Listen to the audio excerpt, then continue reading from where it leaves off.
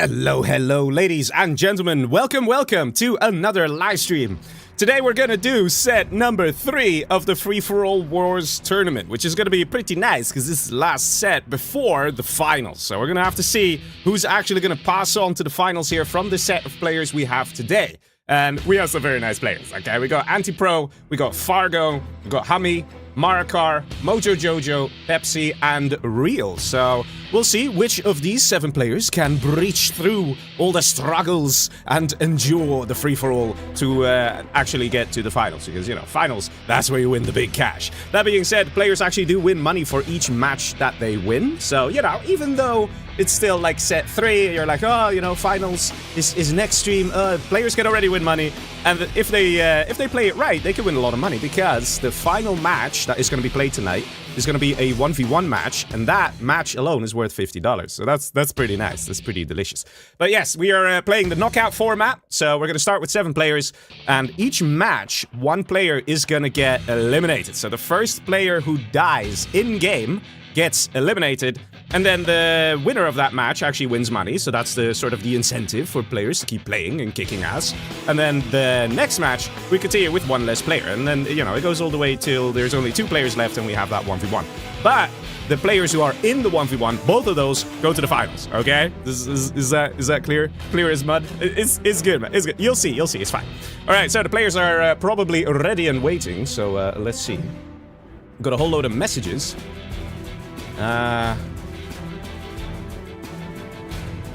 Okay.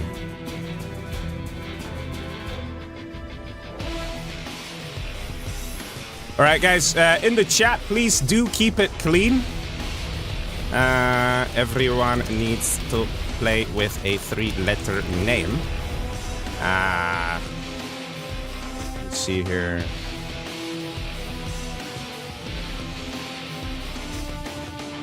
Let's time out this user here for being a bit mean. Guys, please don't harass the players, okay? They're really cool players. They're really nice. And they're going to put on one hell of a show. So we should be appreciative of that. I also see 3 Hummies. I'm not entirely sure how this is possible, but we have 3 Hummies. To my knowledge, Hummy's only going to play once. But okay. Yeah, all right, that's fine. Anyway, let's start the first match here. Let's jump into a nice room. But we're going to start with the first map, which is going to be Flower Oasis. A very nice, aggressive map. Or, well, at least, like, late-game aggressive. Let's put it that way, because there's just so much money, man. Which is kind of cool, right? It's kind of cool. We have so much money. We're going to tell the players, like, a quick recap of the rules, because I'm pretty sure they didn't read the rules.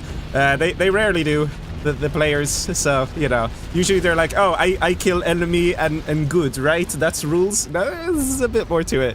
Such as the no chat rule. So we're not going to allow chat.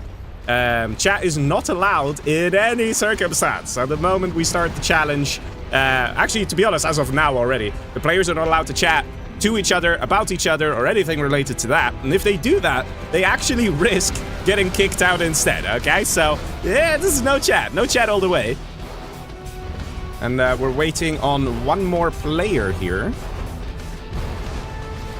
And I think it might be Mojo, because he did say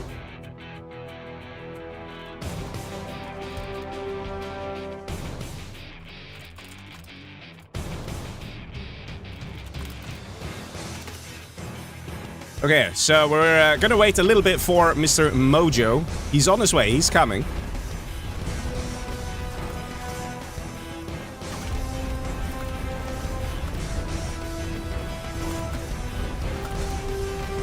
So I'm basically letting the guys know, because some people had to leave work early to be here in time, because yes, coordinating these things, man, it's difficult. All these players, you know, everybody's got lives and things like that.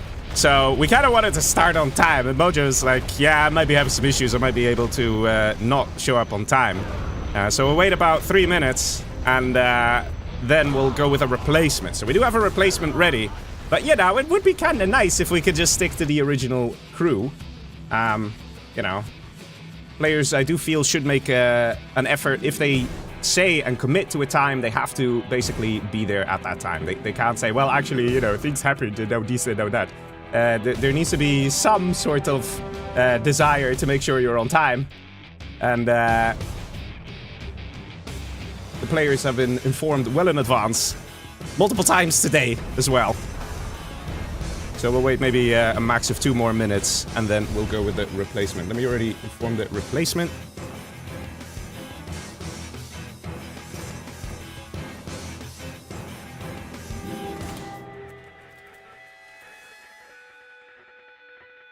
All right, let's see. We can let the replacement race with with Mojo and see who comes here first.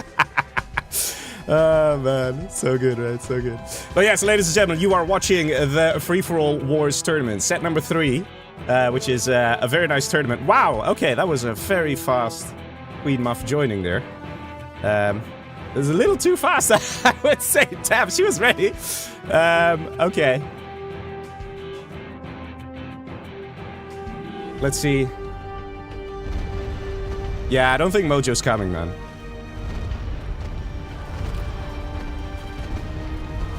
Yeah, I told him as well. Because here's the thing. I know how people are, right? So he says, oh, I only need 5 minutes. But that 5 minutes turns to 10 minutes. And then to 15 minutes. Like, we've been through these things in the past. So, yeah, we've, yeah. So I'm just letting him know. He's a little too late there. Choose color, please.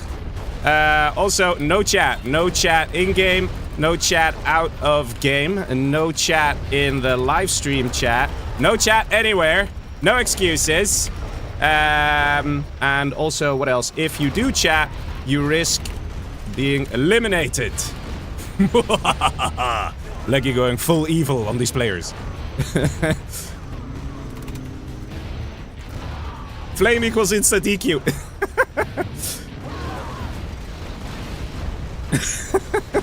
Alright, ladies and gentlemen, are you ready? Here we go. First match. Oh, Mojo says he's here. Are you sure? Oh, he's just joining Radmin. Okay, you sure? We're still waiting on players to accept. Alright, fine. I'm getting the maps. Yeah, but you have 30 seconds to join, because I just don't trust him. Sorry, Queen. Join in 30 sec, please. I just don't trust him. Look, because people always do this. They're like, no, just 1 bit here, 1 bit there. Matt, you're supposed to be ready 10 minutes ago. Actually, no, it's fine, because I don't think he's here. I don't think he's here.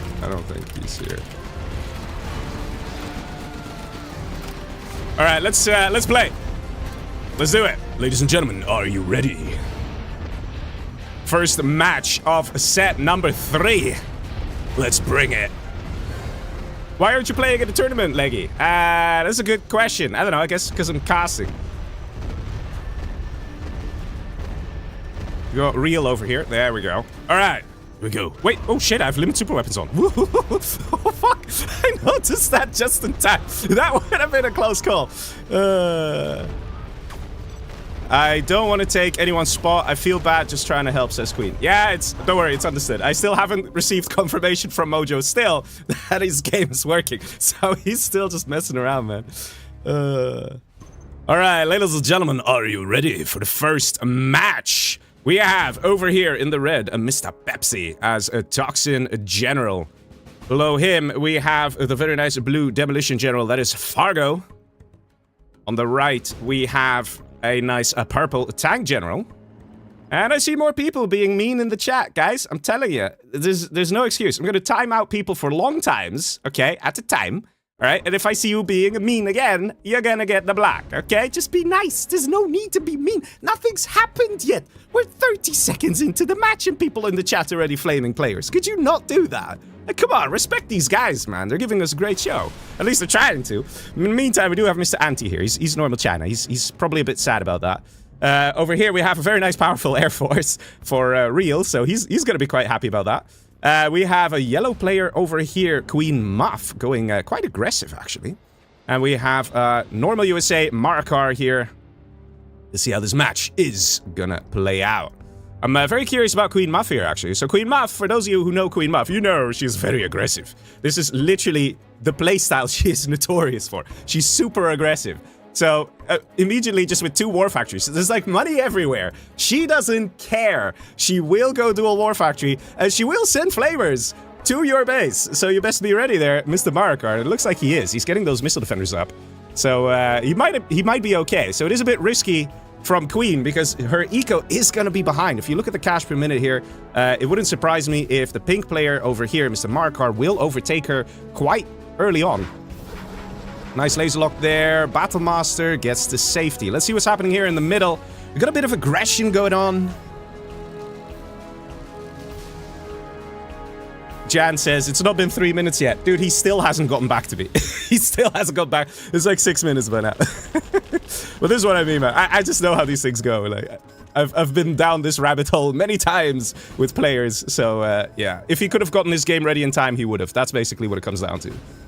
Let's see. Nice demo trap here from the blue player. That is Fargo, and supply going up as well. Gonna get scouted here by Hummy. So, I'm quite curious here to see how this match is going to play out, because everybody's having, like, slight little aggressions, little tiffs here and there. Nobody's really going all out crazy for the money. No one's really going crazy on the rushing.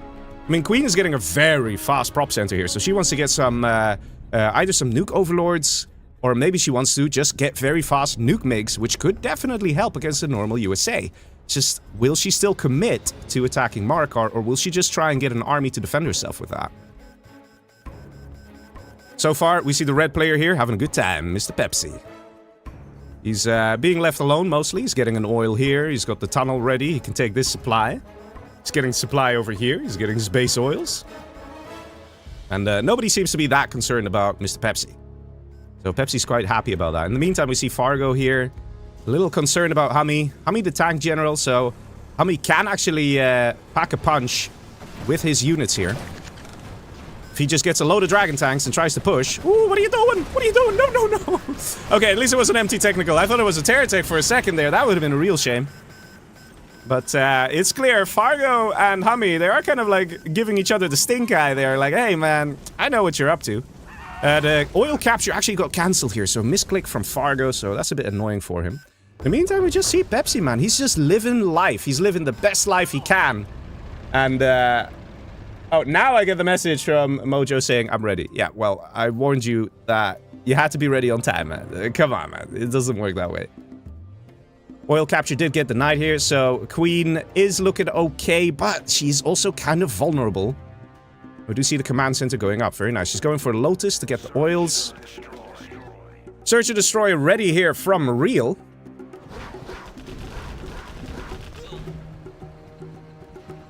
At the same time, we see a push on the right-hand side from Antipro. Antipro now pushing, literally right after Search and Destroy got deployed.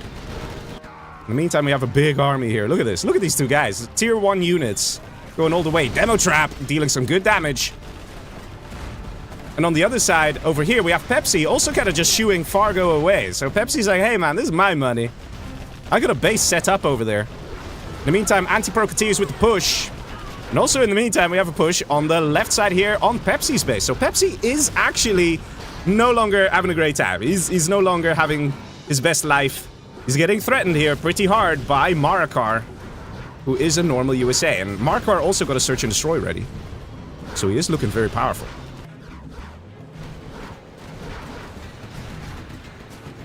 Looks like Real over here defended. Now we get a push from Queen. So everybody's kind of attacking everyone, just a little bit here and there. But this is actually a very powerful army. If microed correctly, it could take out everything that Real has. It's just that Queen is messing up the micro a little bit much. These laser locks should not be this level of powerful. She's lost everything. I think her Gats got a little stuck there. She had to move them a little sooner than she did. And we also have a push down south from Mr. Hummy. So Fargo in some trouble here now. And on this side, we still have Pepsi in trouble. So everybody's kind of busy. Everybody's attacking a bit of everyone. Adam in YouTube chat says, how many sets are there? This is the third set. The last set before the finals. Hummy's now moving in. And because Queen's army here, the yellow army, has been destroyed, she actually doesn't have that much. She didn't really build any base defenses. There are no bunkers. There are no Gatling cannons. And basically, Real can just take out Queen if he wants. She's got nothing. Queen is also just 1-star general. She cannot call in a carpet bomber. She's nowhere close to doing that. Scud launcher, very nice here from Mr. Fargo. But I am noticing here that Real is retreating. He could take out Queen, but he's choosing not to. Maybe he wants to keep Queen in the game because she is not the strongest player in this set. She's probably more on the lower half. And because of that, we might see Real saying, like, you know what? It's knockout. I don't just want to kick out Queen. Because Real himself is not in danger. For him, it makes more sense to wait until someone like Fargo gets kicked out, because Fargo is just a better player. Even over here, Pepsi in trouble. Marikar dealing some good damage. And ooh, that is a very nice building there. Fargo trying to hang on. He's got the Scud launcher. It's a FFA 3 Scud launcher. Very powerful. Jarman over here as well. We don't see AP rockets yet. And whoa! That was pro, man! He manually detonated his Scud launcher to kill the Dragon Tank.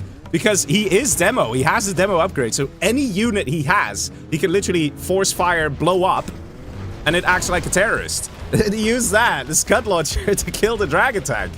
That is very quick thinking there from Mr. Fargo. Because in the heat of the moment, man, you don't think about those things. You don't. Dragon Tank's now kicking ass, man. Look at that. Gorgeous. And just like that, Fargo is still in this match. And the longer things go on, the more he's going to have an army advantage against the tank general. Sending in a worker. Is he going to detonate? Yes, he is. Kills a battle master. See Migs out now from the purple player that is Hummy. And again, Scud launchers choosing to be effective. See, in the meantime, Fargo over here is happily collecting. And we can see Marikar being aggressive over here. Still engaging Pepsi. Marikar getting a lot of XP from all this. Look at that, he's already level 4.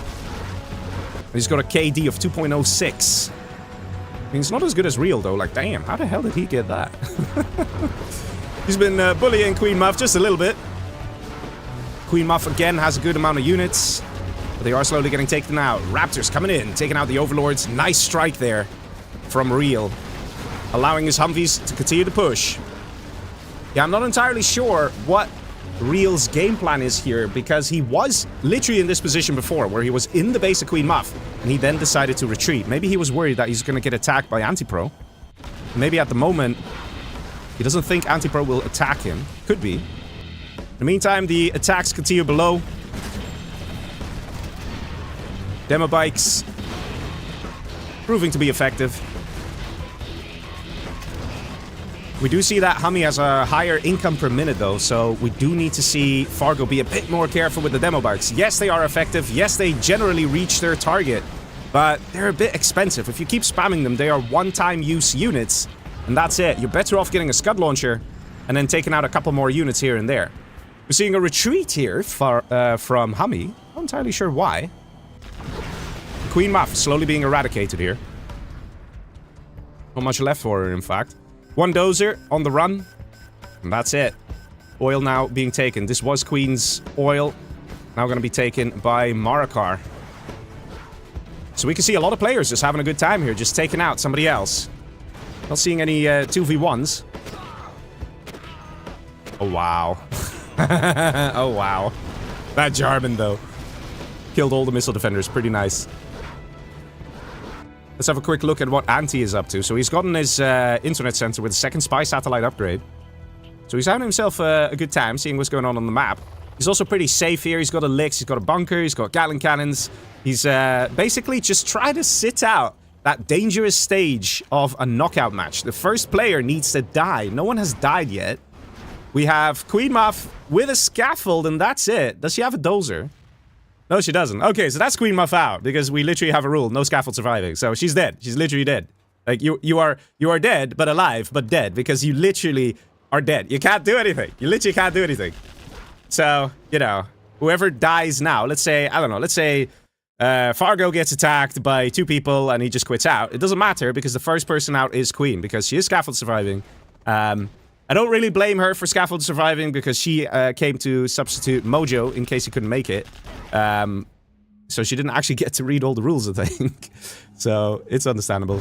Either way, there we go. First kill is Queen Muff eliminated by a Real. Very nice from Real. As the Air Force against Nuke General.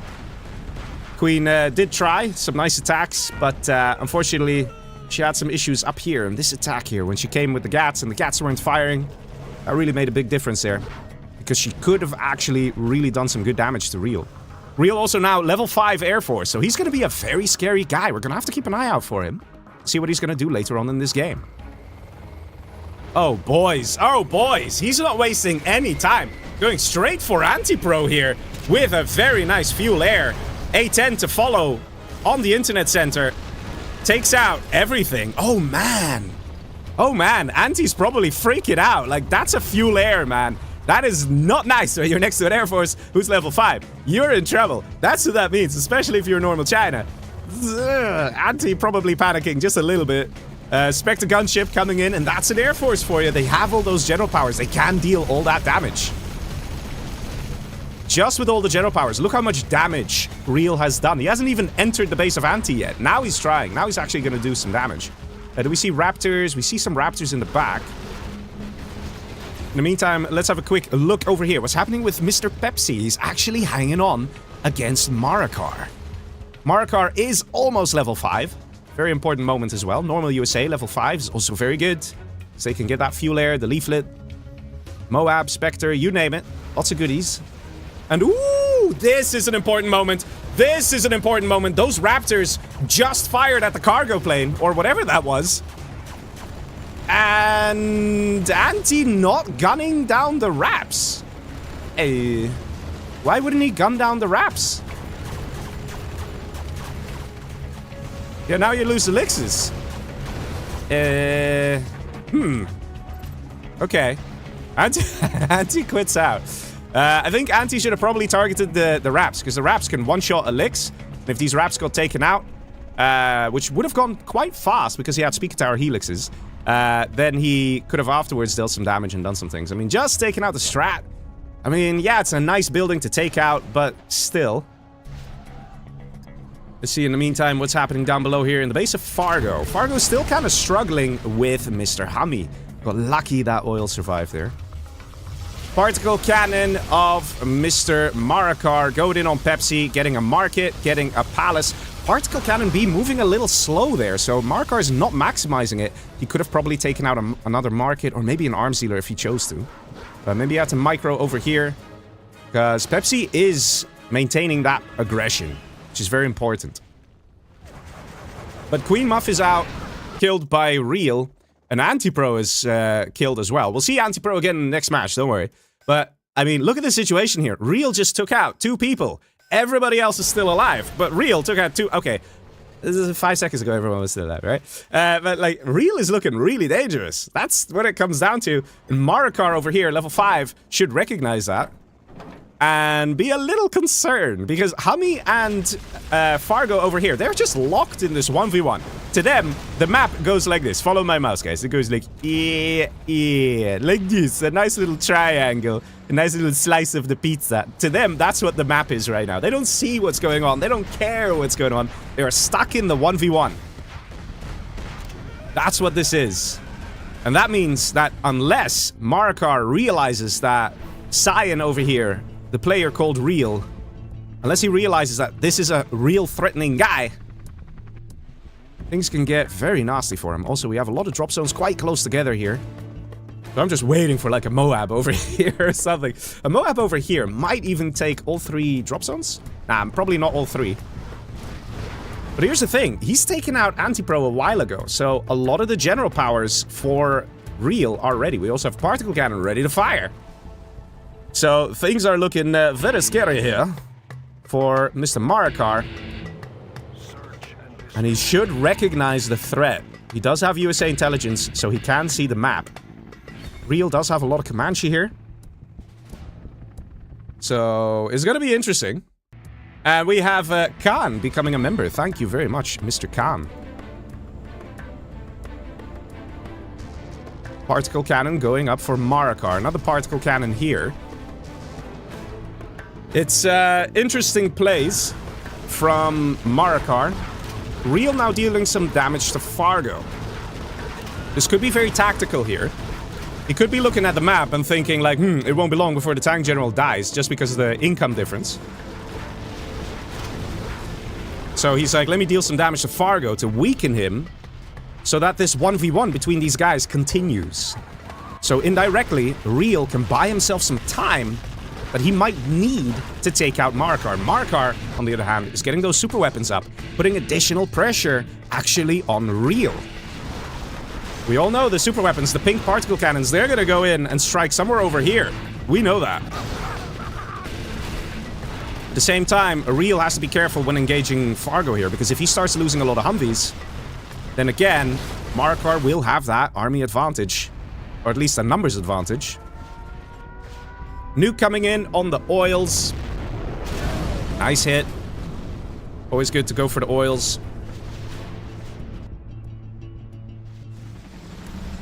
A few random China units looking around. Real not enjoying this. Immediately wipes everything. Basically, flexing in the face of Hummy, saying, don't you dare come here and take these oils. Don't you dare expand. This is my territory. There's a Lotus here as well. Lotus should just retreat. Hummy should understand what's going on here and should be like, okay, that's yours, I'm sorry. But Marakar, man, look at this army. This is what it's going to be about.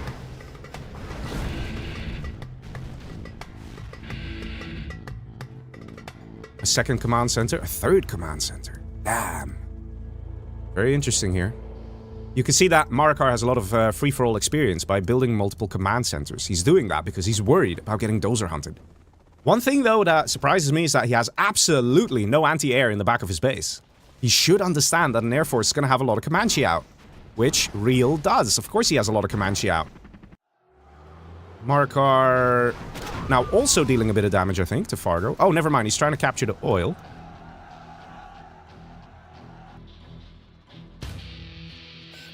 And we do actually see Hummy saying, I don't care, I want the oils. This is potentially risky from Hummy because he's drawing in the attention of a powerful Air Force general. If Real were to take out Hummy right now, it might not even be such a bad move. It is more likely that Fargo over here will go for... Oh, hello, he's still tank. It would be more likely that Fargo will go for Marakar than for Real. So actually, Cyan taking out Purple would actually make a lot of sense. And doing these things, you're just drawing attention to yourself, Hummy. Not a good idea. Particle cannon going in, and it's actually Marakar going for Fargo. I think Marakar is worried that Fargo might go for him as well. Just going for the Scout Storm here. Are we seeing any other attacks? Doesn't look like it. Wait. Yes. Yes. Maybe. Yes. Well, Marakar. Are you going to do it, Marakar? Are you going to obliterate Fargo, Marakar? Okay, he's killed the oil. Killed that one demo trap. So yeah, it looks like Marakar is going pretty strong here on Mr. Fargo. I'll be honest, I didn't quite expect this. I thought that... Ooh, Rebel Ambush didn't quite work out there. I really thought that we would see Pink and Cyan fight it out. EMP now coming in from Hummy, because Hummy is still attacking Fargo here. So Fargo is getting double. Just a... Whoa! Oh my god! Oh my god! Oh! Marakar, man! The scout drones! They scout! You should have been looking...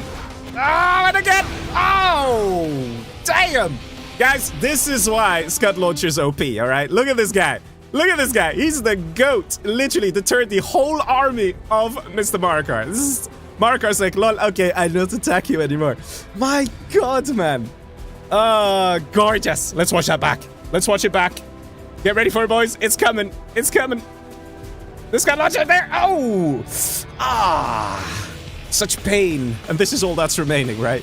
That's why, ladies and gentlemen, it's always good to have a few Avengers in there. Ah, man. In the meantime, particle cannon from the Air Force now going onto Hummy. So we do in fact see Marakar wanting to get rid of Fargo and Real wanting to get rid of Hummy. It's like these guys just want to get rid of the clutter so they can have their epic 1v1. Now, usually when we see this happening, usually the idea behind it... Lol, he used a particle for that one Scud Launcher. The idea behind it is that both Pink as well as Cyan both think that they are the strongest player. If you go for the weaker guys, in this case, Fargo is one of the weaker guys, and Hummy is especially one of the weakest. Like, he is the weakest. Like, if they go for the weaker players, it's because these guys here... Oh my god. Oh my god. Oh my god. But yeah, it's that Marikar and Real both think that they are the strongest player in this match. That's why we're seeing these things happening. For precisely these reasons, that they are attacking these little guys. Because both are convinced they'll win it. And look at the super weapon spam here out of both players. Look at the Humvee spam out of both players. Marikar definitely had some bad engagements and lost a lot of Humvees there. I think he could have avoided the losses. I think if he was paying attention a little bit more, things would have worked out a bit better. Also, don't do this, people. Don't do this. You can kill 2 drop zones. That's worth a lot more than 1 oil. And here comes a leaflet. Is it going to be on target? Yeah, gets something. Not too much. Now the Comanche coming in. I think Marikar underestimated the power of Cyan here. We have a particle cannon hitting the back here. Was that the strat center? I think it was. Yeah, I'm pretty sure that was the strat center. So that got taken out, but the strat center taking that out is nice, but Comanche don't care. They don't need strat centers. They don't even benefit from strat centers. They're just going into your base and kicking your ass. And this is what I said about 5 minutes ago. I'm like, the one thing that's surprising me about Marikar is the lack of anti-air. There's no anti-air. This whole base can get obliterated. Command center, drop zones. At this point, though, I do think that Real should realize that there are an extra 2 command centers out. So spending that time with your Comanche to take out command center is not that useful. Go for the drop zones. Get rid of that income. Once he's out of money, you just take him out, man. It's just super easy. In the meantime, there's still some Humvees here from Real, so I definitely think Marikar underestimated his opponent here, and he's paying the price. I even said it. I was like, why is he going for Fargo? Like, I did not expect that. Imagine if Marikar still had those Humvees that died to that one Scud Launcher. Imagine he had that. Just insert it, just plop into the base here, and he would have no problem defending against these Humvees, and he would maybe still even have enough Humvees to deter this Comanche attack, because yes, Humvees with the tow missile, they do actually deal damage to air units, like Comanche. And this guy's, look at this. Free reign, man, free reign. Marikar. I'm a bit surprised here, buddy. He's trying to send some general powers out. Particle cannon here, ready for a Real. And because of everything that's been going on, it wouldn't surprise me if Hummy and Fargo have stopped attacking each other, because they're recognizing that, hey man, we are pathetically small compared to these other 2 big guys. And to be honest, it won't be long before Marikar joins their rank of being a small player, because Marikar's taken some serious losses here, man. Serious losses. These Comanche are just ruthless. Destroying everything. And the great thing is with Comanche, you could just select them, you can guard in an area, and they will just destroy everything. You don't have to micro, you don't have to do advanced things, it's not difficult. Marikar definitely underestimating his opponent here. Particle cannon now coming in as well. Oh, man. And that's going on the War Factory, more power. So it's very clear that Cyan is targeting the power of Marikar. Look at that, minus 84 power. He literally needs 9 power plants with control rods, okay, the upgraded ones, to come back online. Also, very strange that Real still has 1 general point available that he didn't spend.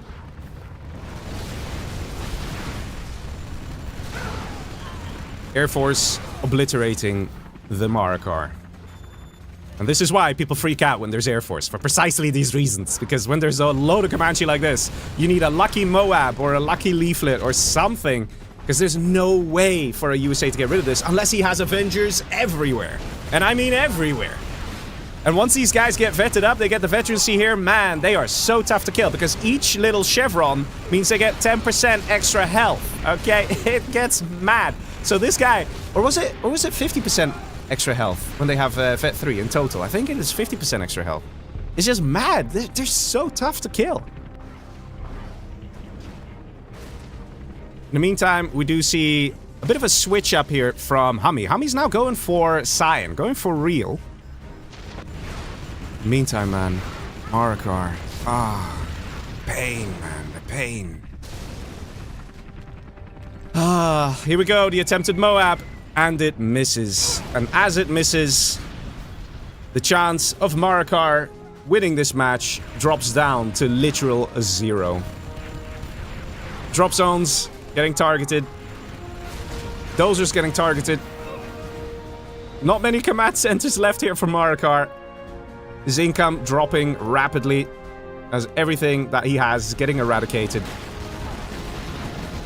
Also get Gat tanks out here, but even so, it doesn't really matter. Yes, nice engagement here. Looks like there were no scout drones on these Humvees, otherwise you wouldn't really see this. Unless it's a very good micro from Hummy, that can be as well. But let's be honest, man. Real can just literally obliterate this base with just the particle cannons and the general powers. In the meantime, Fargo doesn't care. Fargo is like, hey, man, you still attack me. I'm gonna punish you for that. Fargo doesn't care. His chances of winning are also 0. Equivalent to Marikar is 0. Because if he's attacking purple at this point in time, he's just lost the plot, man. You are no way gonna take out purple and then take out Cyan. This is how are you gonna do that, man? At this point in time, purple, Hummy, is the actual ally of Fargo. And Fargo doesn't care. Fargo is still going in for attacks. I think Fargo is just like that ruthless / aggressive type that will just attack. He's like, I got units here, you got units there, my units kill your units. You know, look at that, rebel ambush. Like, it's just how he is. It's just how he is. But tactical plays are definitely lacking here from Fargo, our favorite master. Oh, boys. All I can say, guys, is that Real over here, the Cyan player, has a very big smile from ear to ear. As he's literally just playing this game like it's Microsoft Paint and he controls the eraser. He could just wipe out whatever he wants. Just, it's that easy. It's that easy. No threats, no nothing.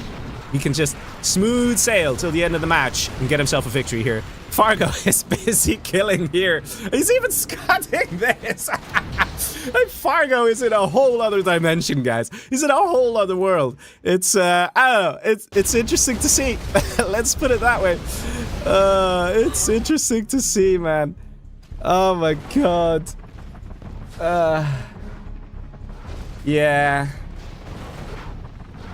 And that is Marikar dead and gone. Marikar's probably waiting and hoping that somebody else is attacking Cyan. But no, man, look at Cyan. He's so happy, man. He's so chill. He's all good. You know? Just having a great time. He's got 4 particle cannons ready. Who even has 4 particle cannons ready in a free-for-all tournament? Like, you must be having a good time if you have 4 particle cannons ready. I mean, there's also 2 Scud Storms ready from Fargo. We see a Moab going in. That's probably on one of the Scud Storms. Yes, it is. Oh wow! Check this out, guys. Real is putting on a show for us. Definitely putting on a show for us. As he's trying to take out the Scud Storms, both trying to fire, didn't quite manage. Nicely done here. Real doesn't care, man. He's got the whole world under his control. Like, honestly, it's almost fascinating, right? You got 1 particle cannon out of Marikar. He's coming in with a vengeance. He's like, I don't care, Real, I'm gonna deal some damage to you. And damage he does deal. He kills a power plant, almost kills a Humvee, but somehow it survives, and Marikar just surrenders. Oh, man. Marikar must be looking at the map and being looking at this now going, what? What are you doing? It's so funny, man. Leggy. Yes. No, you don't. You see what I mean? So funny, man. In a tragic way. But still funny. In a whole different dimension. This guy. Well, yeah, I don't know if... Look, I understand Markar's point of view, but he didn't play it perfectly, alright? He kind of made a mistake over for Fargo, in my opinion. He shouldn't have done that. Because he did waste a lot of units and lost a lot of stuff doing that. So, yeah, I get that. Markar's probably like, what the hell's going on, man? But, Markar could have played it a bit more strategic as well. That's just my opinion, okay? This is my opinion.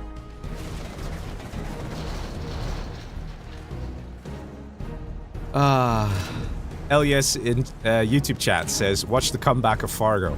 Alright. Alright. Let's see the comeback of Fargo. He's got one Gatling cannon. Ooh, scary. Fargo, if you win this match, sir, I will take off my hat and bow. Because there is just no way.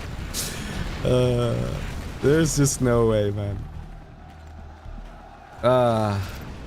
And that is Hami defeated. We all kind of saw that one coming. And Fargo is probably feeling confident and like, yes, I am remaining with the one other player. Oh, never mind. He's not. No. Okay. All right. So much for the confidence. No confidence left in Fargo. He recognized that it just wasn't a good strategy to try and win a match. Okay, alright, okay. I see how it is. Yeah, Mr. Fargo there. Smooth, dude, smooth. Alright, so let's hop on to the next match.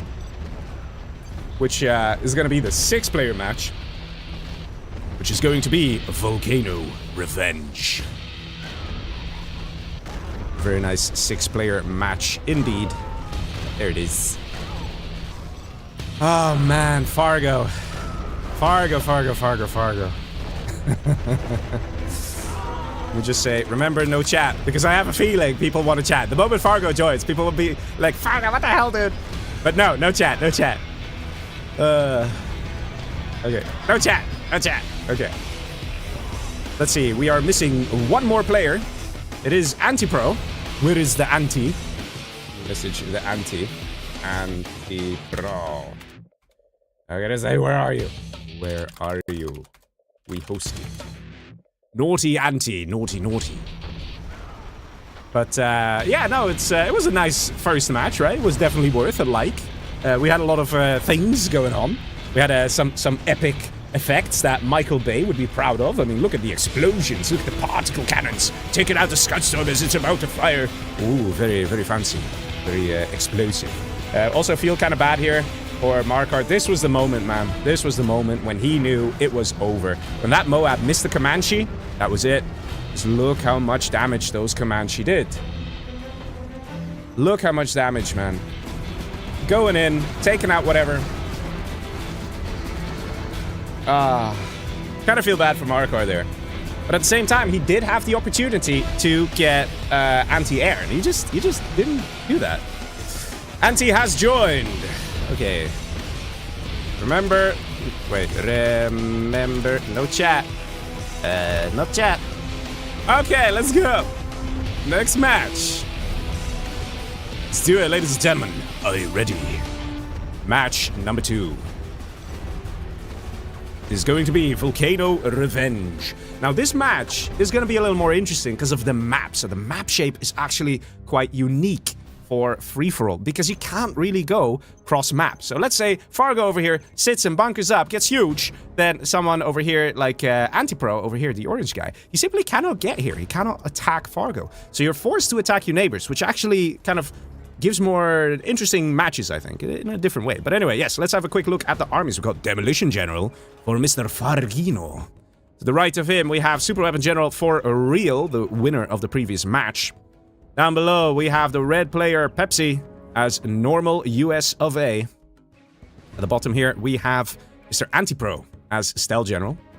On the left here, we have Markar as infantry. So, not bad, actually, infantry. Especially when you're in between two stealth, because we have a stealth over here as well for Hami. So we have quite a few GLAs in this volcano map, which is very hot, man. Oh my god, very steamy. To be honest, I don't think you can actually send bikes across this thing either. Not across the puddle, okay? Around the puddle of lava, yes, but not through the puddle of lava. Air units can do that, so maybe we'll see some Alpha Auroras and they will just fly straight over the lava. They don't care, man. They don't care. They don't take any damage for some reason. I mean, you know, it can happen. See what's happening. Nice boxing here from Hami. Let's see where Fargo's up to. Also nice boxing. Let's see Anti. Also nice boxing. Lots of boxing happening, man. It's very nice. Very lovely. You see the red player here. That is Pepsi going for potential oil grabs. Always nice. We have a technical from Mr. Anti. No technical veterancy. Which is, it's more common not to have technical veterancy in free-for-all. And I hear a Licks. Ooh, and a Dozer got taken out. Wait, did he steal power? He stole power. Oh, man, Hummy. Ruthless. This is the last Dozer, man. This is the last... oh, my God, the terrorist got dropped off. Didn't do the job. Oh, man. Marikar. Having a hard time here. Last Dozer. And we have a super chat coming around from a funny-looking little man jumping around. Okay, that's a very interesting name. He says, all my homies support real. Hashtag let's go. Yeah, he's doing great, man. He's doing great. In the previous match, he really did a good job. He was a good army. He was Air Force. But he did play it to perfection. And that is not easy to do. In the meantime, we do see the struggle here with Mr. Marikar. He's down one Dozer. Only got one Dozer left. He's keeping his Dozer next to the mines here of the power plant. So in case another hijacker comes in, it will die on the mines. That's why we have these early mines here. In the meantime, we have a bit of a light aggression here with Antipro and the red player Pepsi. So Antipro has to be careful because he sort of tried to piss off Marikar, and now he's also trying to piss off the other guy over here, Mr. Pepsi. So Antipro might get himself in a 2v1 if he's pissing off all his neighbors. So he's got to be careful. We see some quads coming in. RPG's lagging behind a little bit. So this outpost will be a bit dangerous. We have a load of workers coming in as well. Might see some forward tunnels going up from Mr. Antipro. Evac coming in from the Licks. Very good thinking there. In the meantime, we have a push on the right. Look at this sneaky attack from Pepsi. On the very edge. There's only one missile defender here. Will Real spot it? Yes, he does. Laser locks one Humvee. Is he going to take it out? Yes, he is. Very nice. Very fast laser lock here. So Real playing very well. And the other Humvee just about survives. And one thing's for sure, Pepsi has to find a way into this base ASAP before his army dies. Let's see what happened here. A nice attack.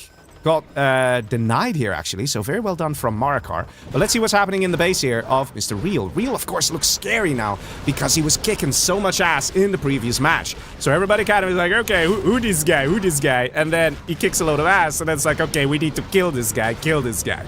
Because otherwise, he might just eliminate me.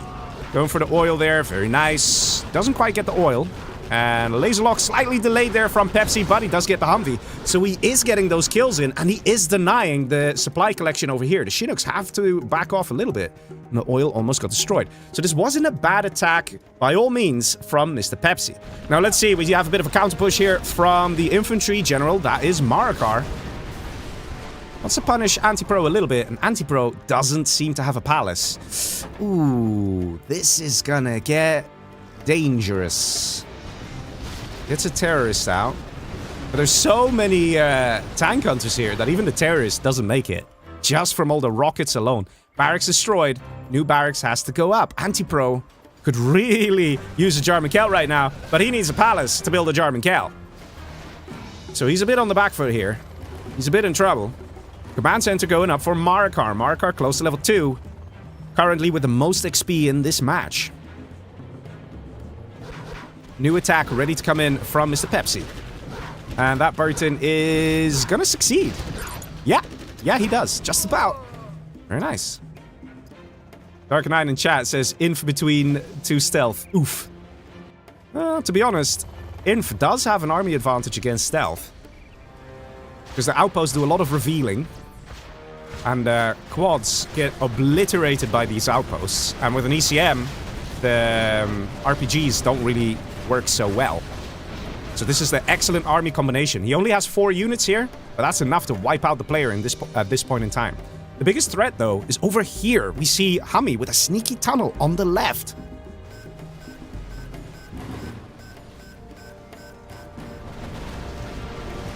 The question is, can Marikar take this guy out?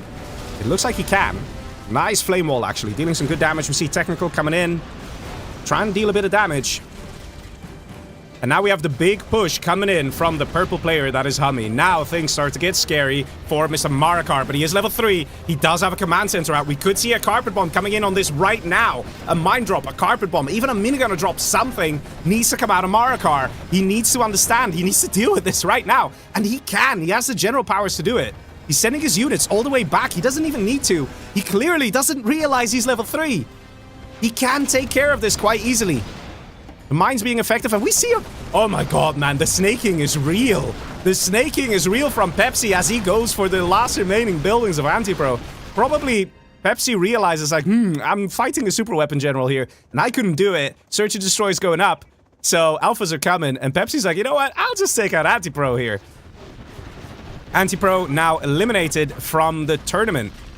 Very unfortunate for him to get doubled like that. But on the other hand, he did get fortunate that there was a push from Hummy. If there was no push from Hummy, these units that were in the base of Antipro would have done the job.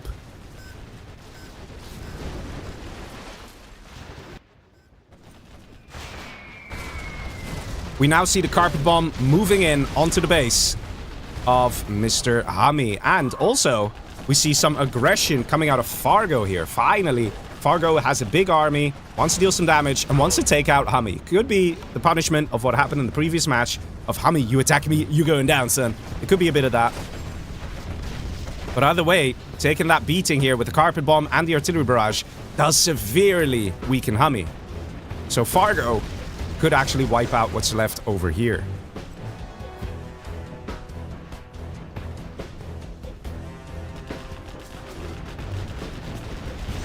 Outpost dealing some good damage.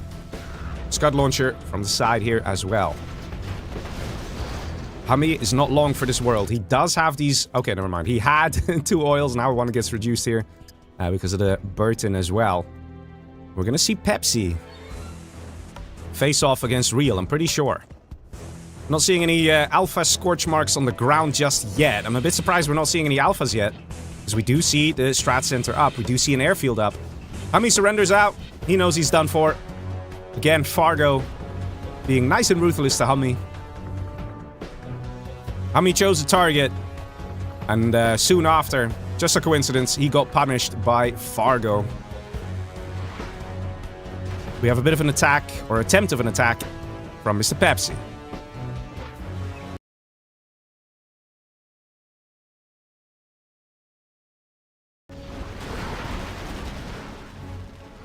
Guys, I still see continued harassment on players, even players who aren't playing. Guys, honestly, if you do these things, I will time you out, and then afterwards you will get banned. I don't understand why so many people want to hate on these players. They're giving us such great games, honestly. It's really unfair. Don't do that. It's your last warning. I'm not going to time out anyone anymore, actually. Anyone who's still going to continue and harass is going to get banned, okay? This is your final warning. Final warning. Oh, man. Anyway, let's see. Still no alphas. I'm just very confused here at the strat from Real. One alpha can deal so much damage, especially when microed correctly, but he's not getting them. Not getting any particle cannons either. Maybe he's just scared of making too much noise. Spectre moving in on the strat center here of Mr. Pepsi. In the meantime, Fargo is looking quite scary as well. He's managed to claim the previous base here, this section of Hummy. He's taken it for himself. Carpet Bomber now going to move in from Marakar.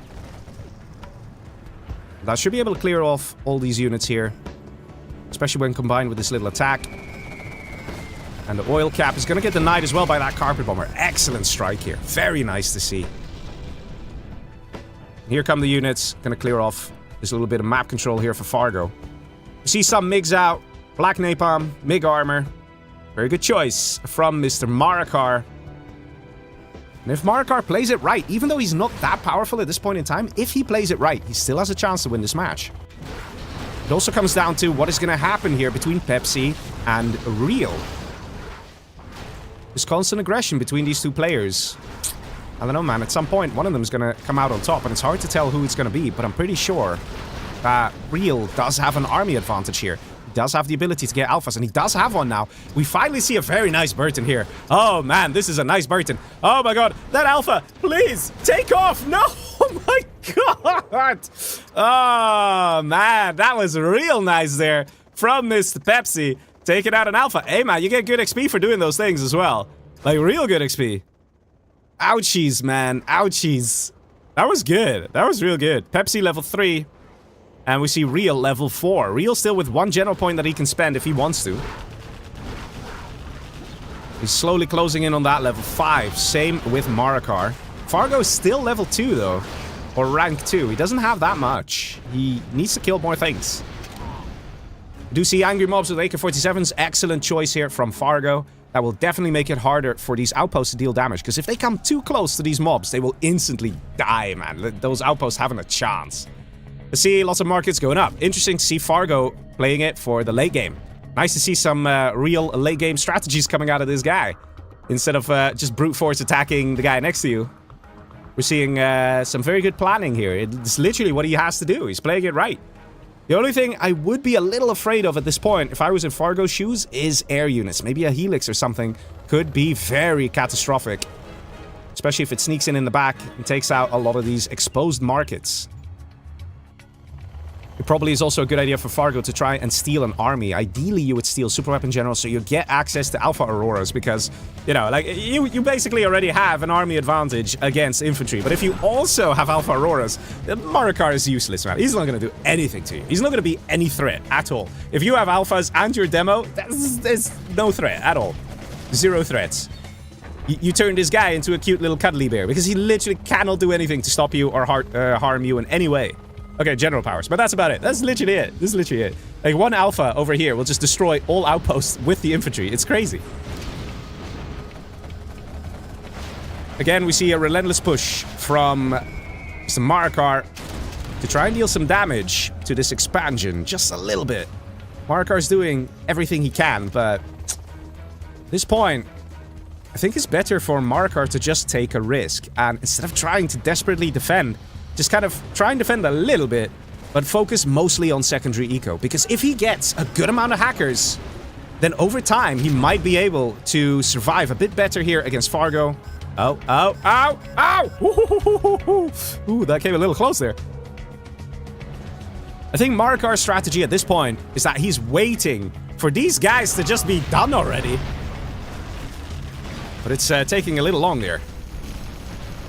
Strat center being destroyed, very nice. We see alphas properly being utilized now. But the amount of money for Cyan is basically nothing. He's got 1 oil. And this is something that you often see with super weapon generals. They are so, like, vested into getting alphas because they're such good units, or getting particle cannons because they're so cheap that they just completely forget to get secondary economy. There are no drop zones, literally no drop zones. So even though Real is dealing some good damage here to Pepsi, Pepsi has 1 oil, 1 oil, 1 oil, 1 oil. So Pepsi, and no, not over here. Still 4 oils versus 1, even if you have an army advantage, is gonna do a lot. We have the first drop zone going up. We're 14 minutes in. It's the first drop zone, man. It's the first drop zone. We see Inferno Cannons. Not really what I like to see here from Marikar, man. Inferno Cannons. Let's play a quick game with you guys, alright? How much do you think these 4 Inferno Cannons cost for Marikar to build? 4 Inferno Cannons.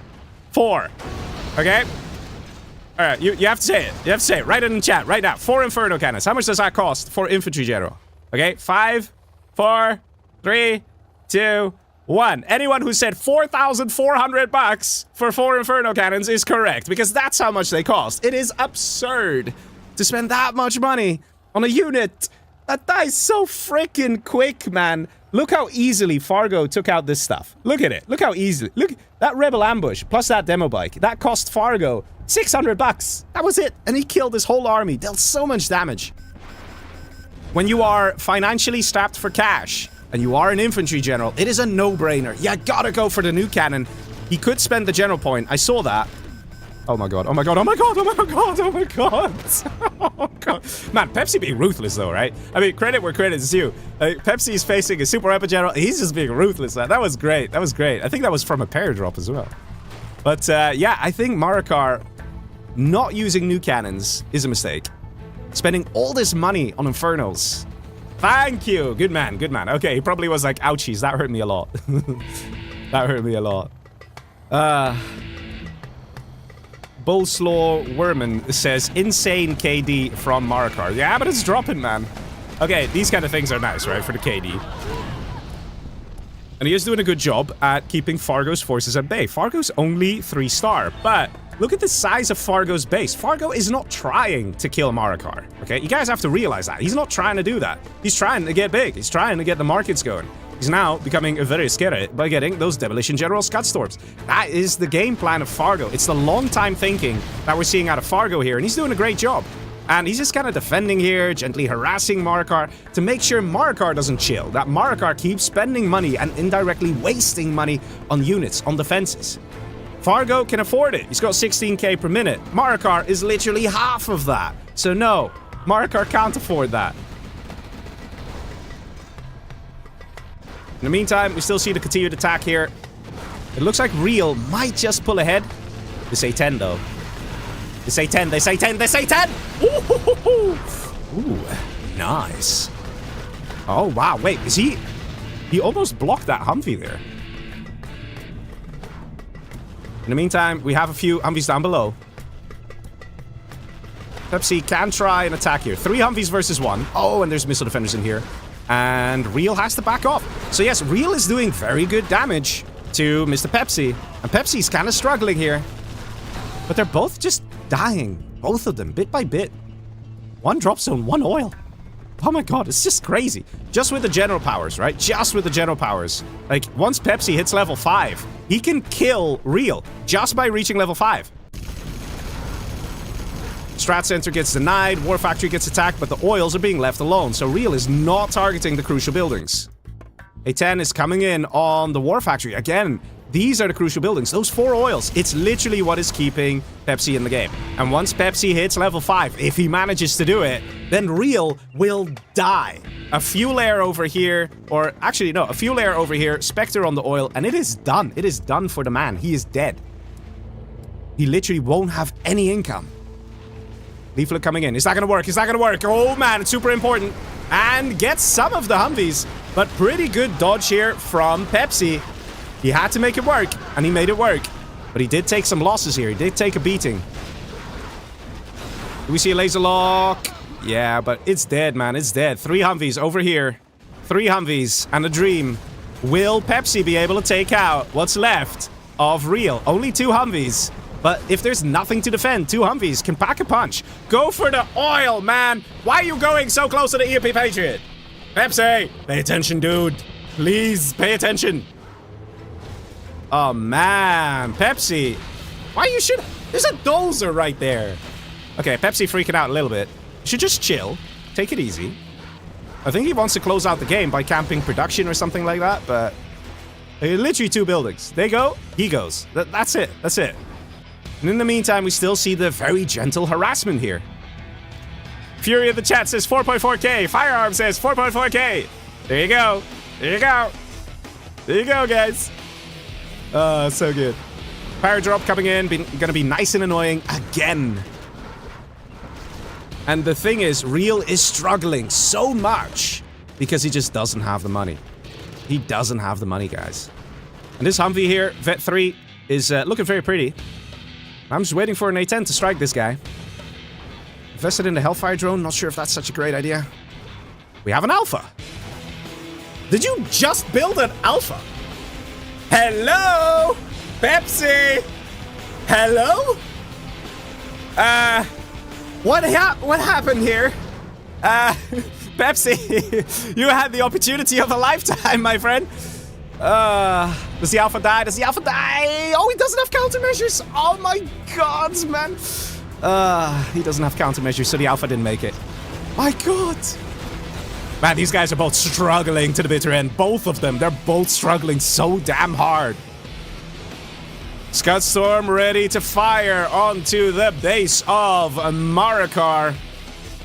Marikar was hoping that Pepsi or Real would be ready by now, but that is not the case. And here comes the Demolition General Scud Storm, eradicating the base defenses and the front lines of Mr. Marikar, opening up that base completely. All we have left is 2 base defenses on the left that are now getting taken out by the long-range missiles of the Scud launchers. And we see again a target with the Spectre on the strat. Wrong target. Dude, wrong target. This is the oils. You should have just gone for the oils. We see Carpet Bomber here from Marikar. I mean, Marikar must know, man. He must know at this point. Cyan and Red are still fighting. They are not strong enough. Even in a 2v1 against Fargo, this is Fargo's game. He's gonna get a victory. He was playing it for the long game, and it succeeded. I don't think I've ever seen Fargo play so strategically and play it to perfection, where he kept Marikar occupied with little attacks, little harassments. Marikar had no time to breathe and had to constantly spend money. All he's got here is a nuke cannon. 1 nuke cannon against the world.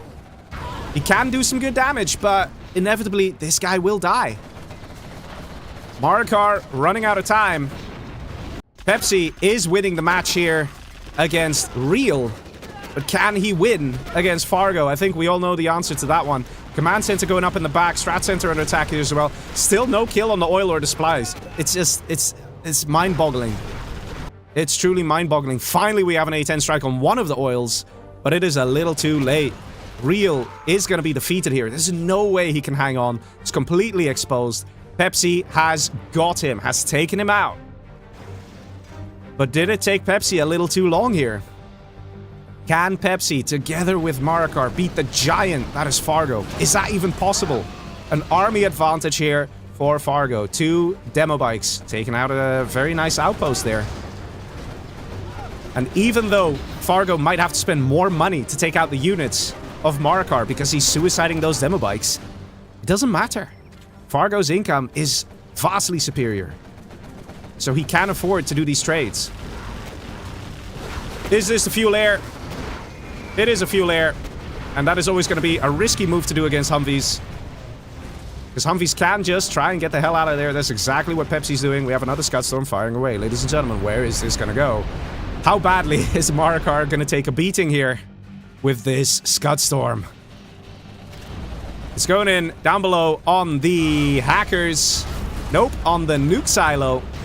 That is 30 seconds away. And Real has been defeated.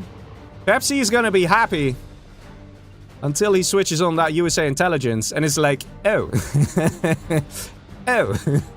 Oh. Yeah. Yeah. Marikar, meanwhile, on life support, is trying to build what he can, trying to hang on in a way that he knows how, but unless Pepsi has some killer strats up his sleeve, 10 seconds on that nuke, that is not going to fire. Unless Pepsi has some plans on how to deal serious damage to Fargo, it just ain't gonna happen. Fargo, level 5. 4 general points to spend. His KD is trash, but who cares, man? He's got enough money to take these players out. KD is just a metric. At the end of the day, it's about winning matches. And that, ladies and gentlemen, is what Fargo is doing. Oh, man. Definitely feel bad for Pepsi here. That he struggled so hard against Real. Real did play a good game there, but he did mess up. Whoa! Oh, damn. Nice rebel ambush there. Anthrax bomb also coming in from Fargo. And he's putting terrorists in the palace. It doesn't work that way. That's such a Fargo thing to do, man. Like, who even puts terrorists in a palace? I don't know, Fargo. They're so useful in the palace, aren't they? They'll just sit there and enjoy their tea. Oh, Fargo, what a legend. Yeah, but look, man. I think if Real played it differently, I think he would have been able to take out Pepsi. Real messed up by not taking out the oils. He literally used his last A10 to strike an oil. He could have done some damage to these oils and wiped out wiped up Pepsi real easily. We see Dozer constructing a command center here. Pepsi and Marikar are recognizing that their only chance of victory is by working together. This is a conscious decision by both players. It's no chat. They cannot discuss these things, but they both know it. They have that gut feeling. The giant that is Fargo is unstoppable, and the only way there's going to be a happy ending for either Marikar or Pepsi is if they work together. They will turn on each other later on because that's how free-for-all goes. That is just the nature of how the match is played. But for now, they need each other. Losing these oils, losing the strat center. Excellent targeting from Fargo, the man who now has half the map. All the upgrades dealing great damage and pushing Marikar out of his base. There's a nice base over here at Marikar, but that's not going to live for very long. We got a command center here. Marikar might be trying to just help Pepsi. Just a little bit. Nice carpet bomb. Gonna take out some mobs as well. But one thing's for sure, there is no way that Fargo can still lose this. Just the super weapons alone will deal so much damage that these guys cannot rebuild in time. They cannot. We see 2 drop zones here. You have the whole map. Why are you building them next to each other so he can scud storm both? Why are you doing this, Pepsi? I think, you know, it's moments like these that you can see that a very good player can make bad decisions.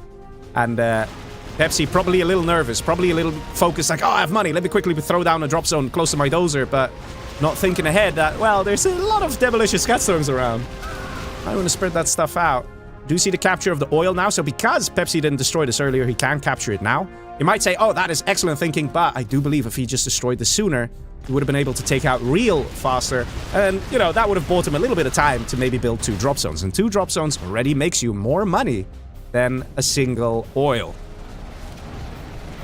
Quite a bit more, actually.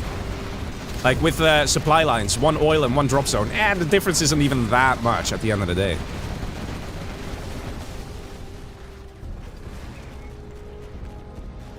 It's, oh, and Moab here going on the defenses of Fargo. Fargo going heavy on the palace construction. Just to slow down these attacks.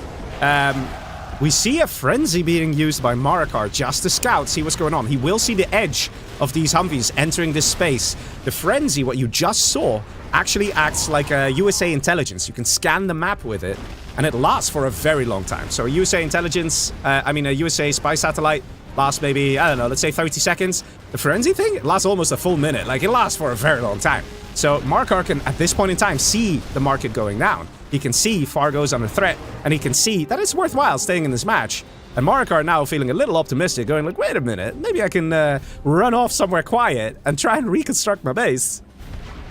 Even though he's losing everything, he still has a couple hackers here and there. And that is how an infantry general can find his way back into a match, because he has invisible secondary eco. These hackers are not visible. You can hear them. You can hear that money's being collected. And Marikar is like, you know what, never mind, it's over, and surrenders. He could have tried to stay in it, but he probably is like, nah, I'd rather save my energy for the next match, which is understandable. He had basically nothing here. Battle bus is going to take out these Humvees here. We're not seeing many rocket buggies for some reason. Rocket buggies would be an excellent counter to these Humvees.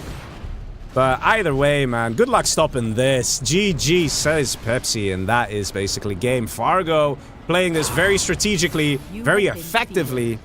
And he kept his cool all the way. He did not attack like this angry guy in the first match. Like, oh, relentlessly pushing against Hummy or something like that. No, he was cool, he was calm. He saw the opportunities, he took them. He grew his base, he got really powerful. And he was lucky that Pepsi and Real just kept on going for each other, being at each other's throats so that they couldn't become big. So, let's move on to the next match, the 5-player match, which is going to be on Chunk Island. A very nice, aggressive map, so you guys you'll want to see that. And so far, we have lost Queen Muff, and we have lost Anti-Pro. So, 2 players gone. And only 2 players can reach the final, so we still have 3 guys who are going to get eliminated.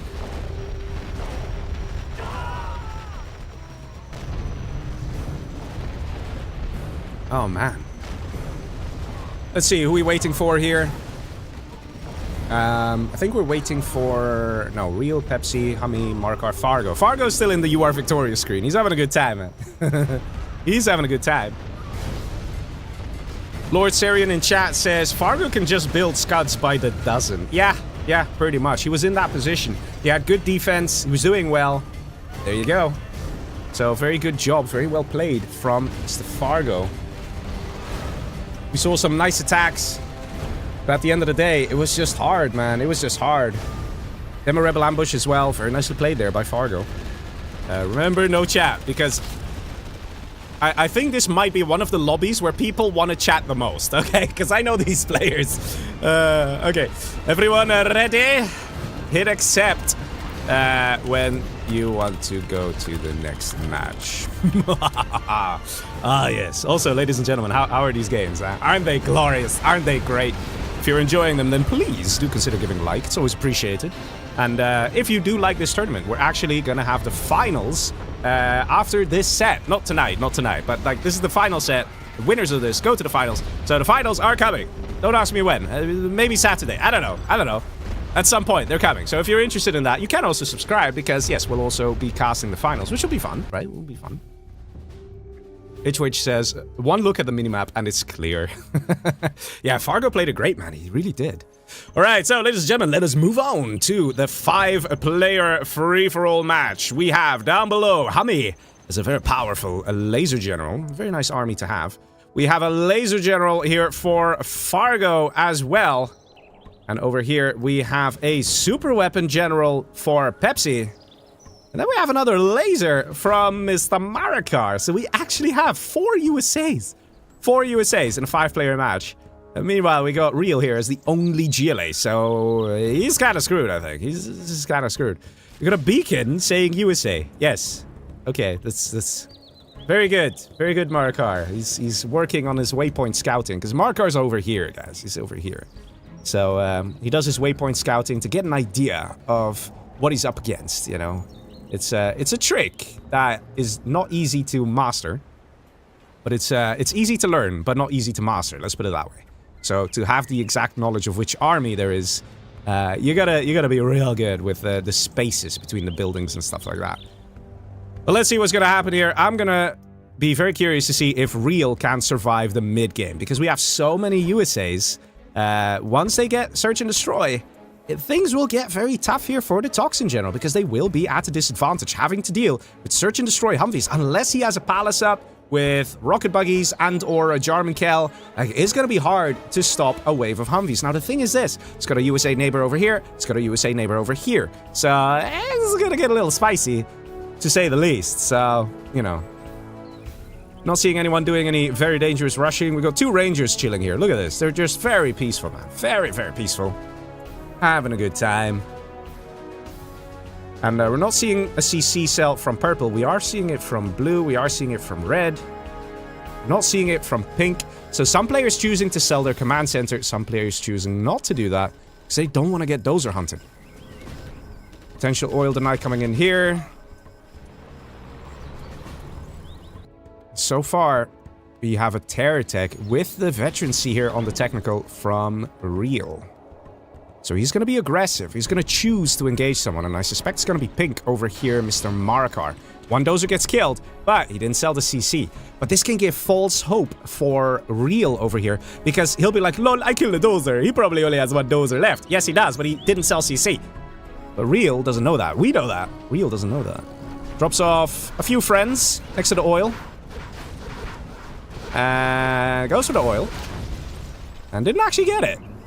That's the thing with Toxin General Terrorists. You gotta position it perfectly or else the oil might just survive. See more technicals coming in. Might see some losses here for Mr. Real. That laser pager is going up. It's going up.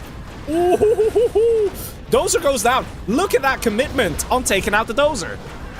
And all this has gone down. All of it. All technicals. All units. If he just stayed back with the RPGs fired at the oil, he would have literally kept everything.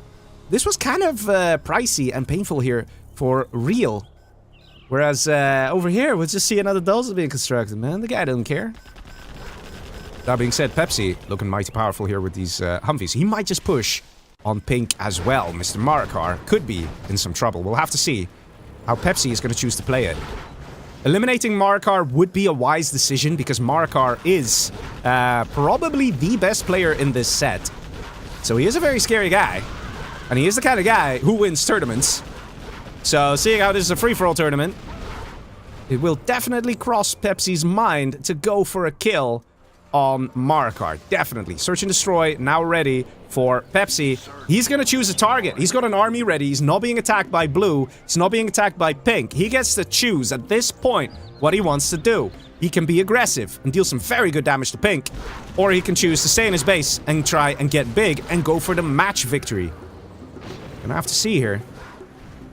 Alessio says 700 plus viewers. Why not 700 plus likes? Yeah, I don't know. It's a good point. See a lot of beacons coming out here.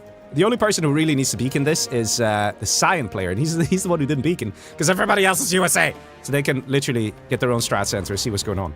Seeing Pepsi playing it cool, man. He's playing it cool. He's not wanting to make any noise. He's going for an airfield, and that's because he's Super Weapon General, so he's going to get some Alpha Auroras. And what did I say, guys? When that Search and Destroy kicks up for all these USAs, I suspect we're going to see Real in trouble. We already saw some aggression between Real and Marikar here on the left side. Now on the right side, Hummy, looking a little dangerous there. He's got a good amount of Humvees. So Hummy might just say, I'll just go in for a push and take you out, Mr. Real. Because I remember how powerful you were in that first match. And we might see Marikar doing the same. And everybody's beaconing. You're all USAs, people. You don't need to beacon. Maybe they just enjoy it. Maybe it's reflex. Maybe they're just like, oh, I hear S&D, I beacon. Yeah. In the meantime, we see Humvees over here. Yeah, that GLA, though. That GLA is, he's a sitting duck. He's ready to be thrown into the oven. There's not much he can do. He didn't get a palace. If this man had rocket buggies, or at least a German Kell, he would have had a chance. Instead, he invested all this money in technicals. That is not what you do. That is not what you do. In 1 versus 1, yeah, it would work. Oh my god, that just happened. Oh my god, that Fargo pop, all the technicals going down. That is it. That is Real out, ladies and gentlemen. We have an attack on the right side here from Hummy. Well, Hummy doesn't even need to do anything. This is all just Marikar kicking ass and taking names here. The investment in the technicals was a mistake from Real. He needed to get a palace up so he could have gotten some rocket buggies to try and deter these attacks. He should have recognized that once the Search and Destroy goes up for a USA, they are ruthless. Absolutely ruthless. At the same time, I have to say, a bit of luck comes in here for Mr. Marikar, who did just take all his Humvees and leave his own base, whereas Pepsi had units he could have pushed.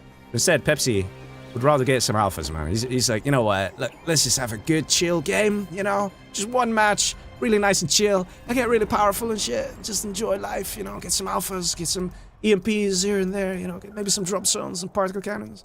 Okay, he doesn't have drop zones and particle cannons yet. He might want to get some drop zones and particle cannons. And, ooh, the betrayal is real. Fargo choosing to go for Marikar. Very interesting move from Fargo. Because Fargo is a little concerned about Marikar here and Marikar's capabilities. Fargo recognizes that Marikar is a powerful enemy. But to be honest, I don't think Marikar has much to worry about, because Hummy is finishing the job. Not much left here for Real. He is running away with a worker, but he's got no cash. He's literally got no cash. He didn't even capture the oils. So Real is just messed up, man. He's bruised and beaten. Fargo retreating. He did deal some damage to Marikar here. Marikar now feeling that pressure. He's like, man, if Fargo is gonna go for me, I need to take out Cyan ASAP. Mission accomplished, dude. Mission accomplished. Yeah, that's it.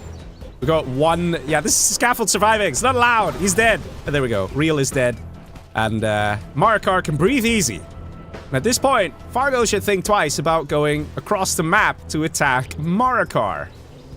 Because Marikar, is he the biggest threat? Or is Fargo thinking, this man's relatively easy to take out? I don't know about that. Got a lot of Humvees out. Firebase dealing some damage. Fargo taking some heavy losses. And there's still Hummy over here. Hummy's got a nice army as well. Low FPS map. Let me check for me. So laggy.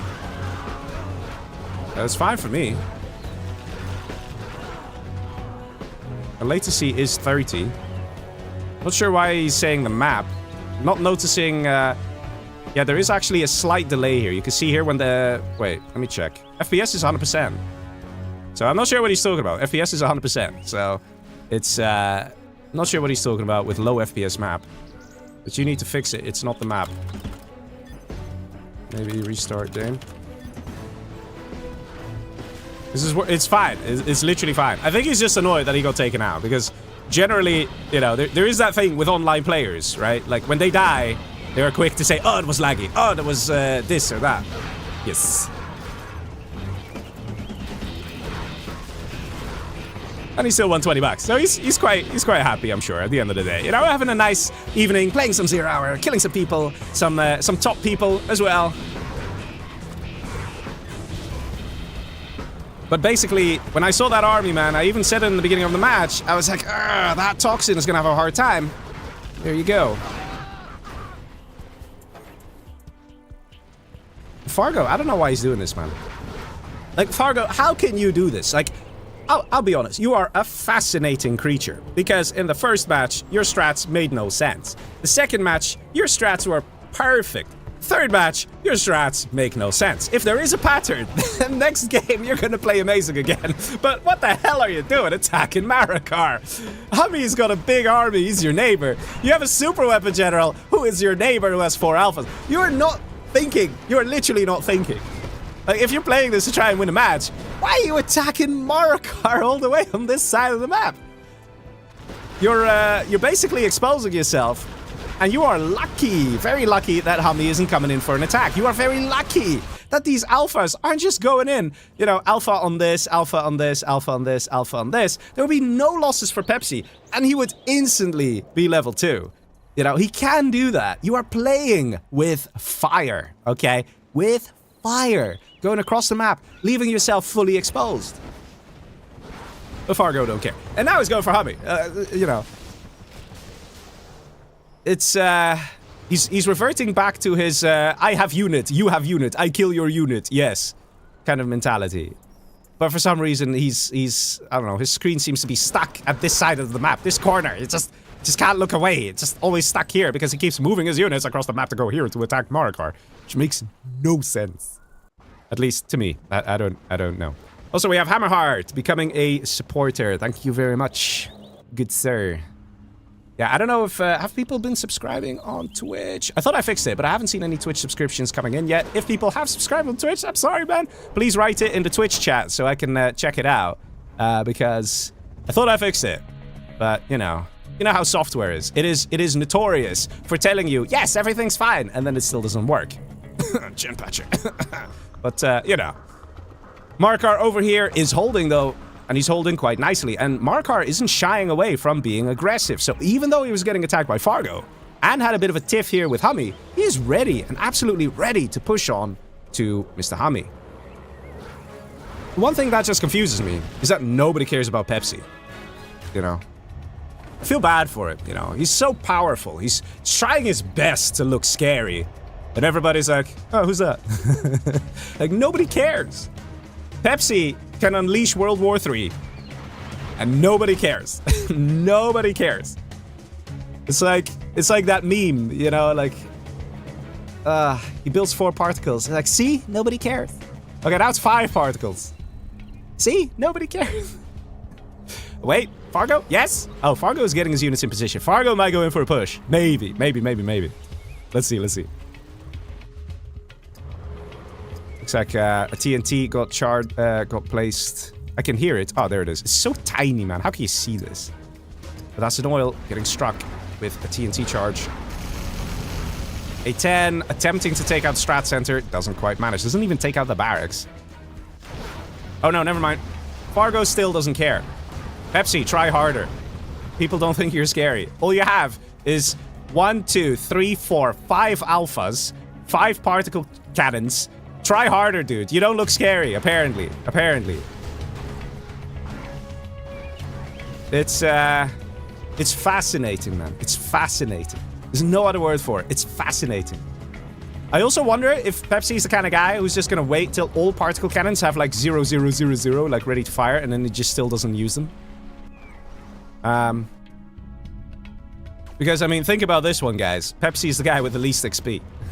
He's got a KD of 0.38. He needs to bring it up.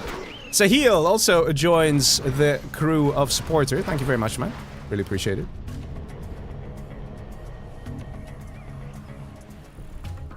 Yeah, Pepsi, man. I mean, he could literally obliterate Fargo.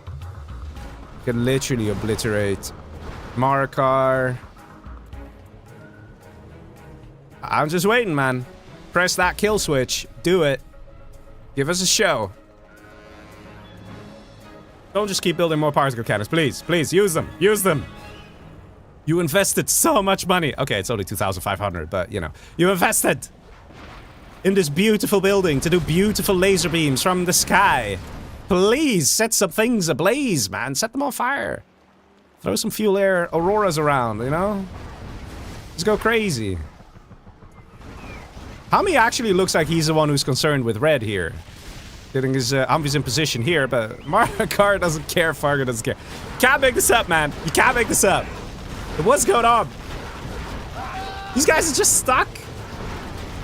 And again, it's no chat, so they can't ask for peace, but there are times where it's just so obvious you don't even need chat. It's so obvious. And Fargo doesn't care. Fargo's he's going in to kill the shit out of Marikar and then going back home. Why? And I am afraid that I was right. Pepsi is just the kind of guy who's just going to wait for all the particle cannons to sit there blinking 0000 and just, I don't know, have a nice martini and just chill. It's, confusing plays. And look at this. Marikar moved his units over here. It's like, oh dear, I'm coming too close to Pepsi. Oh, oh, oh, oh, oh! Yes! Yes! Bring it! Do it! Chaos beeth unleashed upon the Marikar. Sort of. Light chaos. There's still another particle cannon. There's 2 particle... Where are your other alphas? You got like 10 of them. Why are you chilling, man? Pepsi! Wake up! Wake up, dude! Okay, now we got another particle cannon. Let's see it. Let's see it. Yes, on the drop zone. Excellent choice. Yes! Those alphas, though. They're, what's going on, man? This is just crazy. Use them! Please. Please. Do I really have to beg you to use your overpowered unit? Like, literally, man. Pro Rules got invented because of these things. And Marikar quits out. He's like seeing the army of Humvees. He's like, you know what? Screw it. I ain't gonna win this. I ain't gonna win. These guys ain't got a clue what's going on in the match. I ain't gonna win it. Fargo is just coming in here to kill my Chinooks. Forget it. Forget it.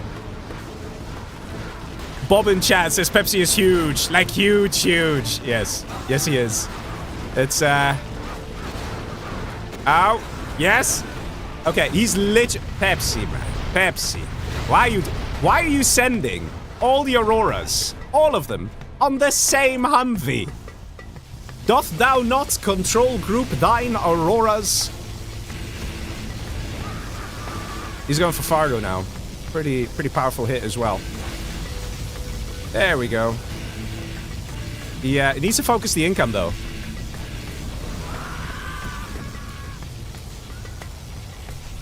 Let me check with Mara if he's recording.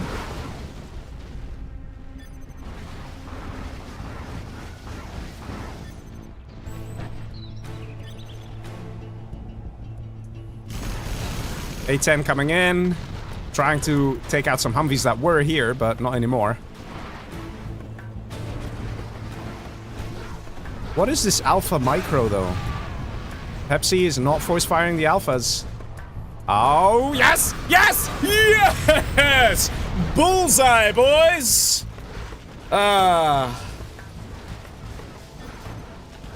That's a nice hit. That's a nice hit. That's what needed to happen. Another Alpha. Oh, no. No, no! No, Pepsi, man. I think he's just so excited he's getting to use Alphas that the Micro's kind of lacking. Lol, it actually killed that Humvee. Did you see that?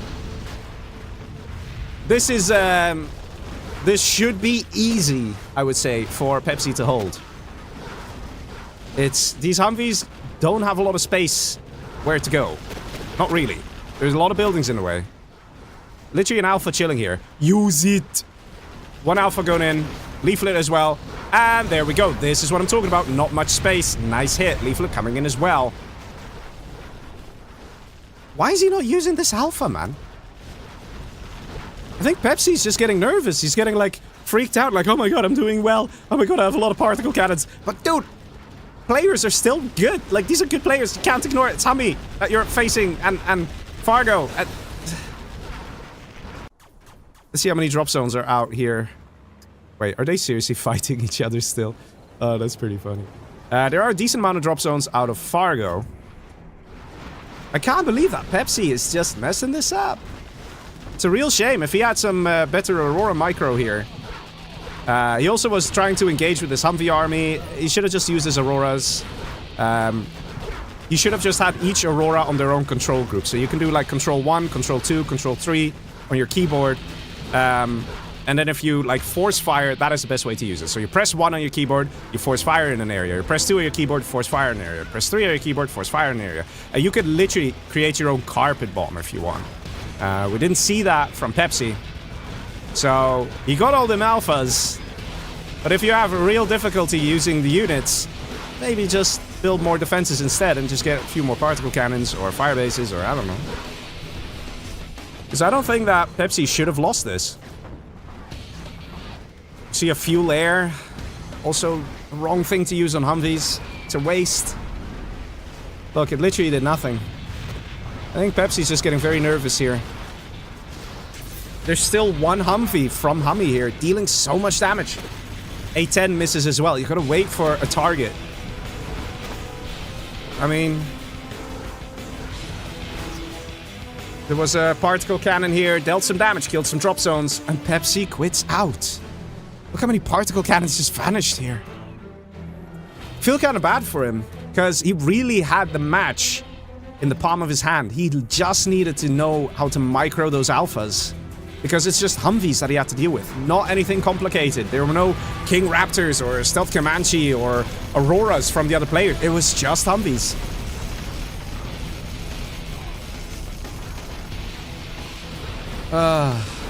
Dark Nine says, poor Marakar. I actually feel bad for him. Last 2 games, no one was playing to win. What do you mean no one was playing to win? Fargo played it perfectly, dude. He played it the way he should. He was playing it to win, through and through.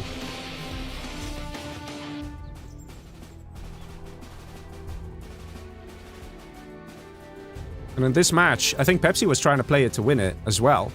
It's just, he messed it up. So, I disagree with your statements there, Mr. Dark. I think it's just unfortunate. I think if the micro of Pepsi was just better. Like, I mean, how many Auroras did he have? He had like 9 Auroras. I think only 2 of them hit their target. 2 out of 9. And then he reloaded a couple times too. That is not good percentages, man. Particle cannon again, striking down a strat center and drop zone. This is gonna get pretty close, and I think the general powers is what's gonna maybe win this. If a perfect Moab strikes this, or a leaflet, then Hummy might win it. If not, Fargo will probably win this, I think. Based on the size of this army. Oh my god, oh my god, oh my god, no, Fargo! No! No, what are you doing? He's just... he's going back home to defend, okay? But he's like, I don't care if they're buildings or defenses. We're just gonna go straight in. I guess Fargo was feeling threatened here. Fargo is not level 5 yet, actually. I just realized. So yeah, that does actually make things very tough for him to get rid of this army. So yeah, maybe moving his units back was the right move. It's very laggy, 39 ping, is what he meant. Yeah, could be. Yeah, because the ping is... Okay, so this is the latency, okay? You guys can see this number. This is the latency, okay? And there, for those of you who don't know what it means, green means good, yellow means not so good, orange means, yeah, pretty bad, red means freaking bad. Okay, so that's why the color indicator there for all you people watching. Next to it is the actual ping.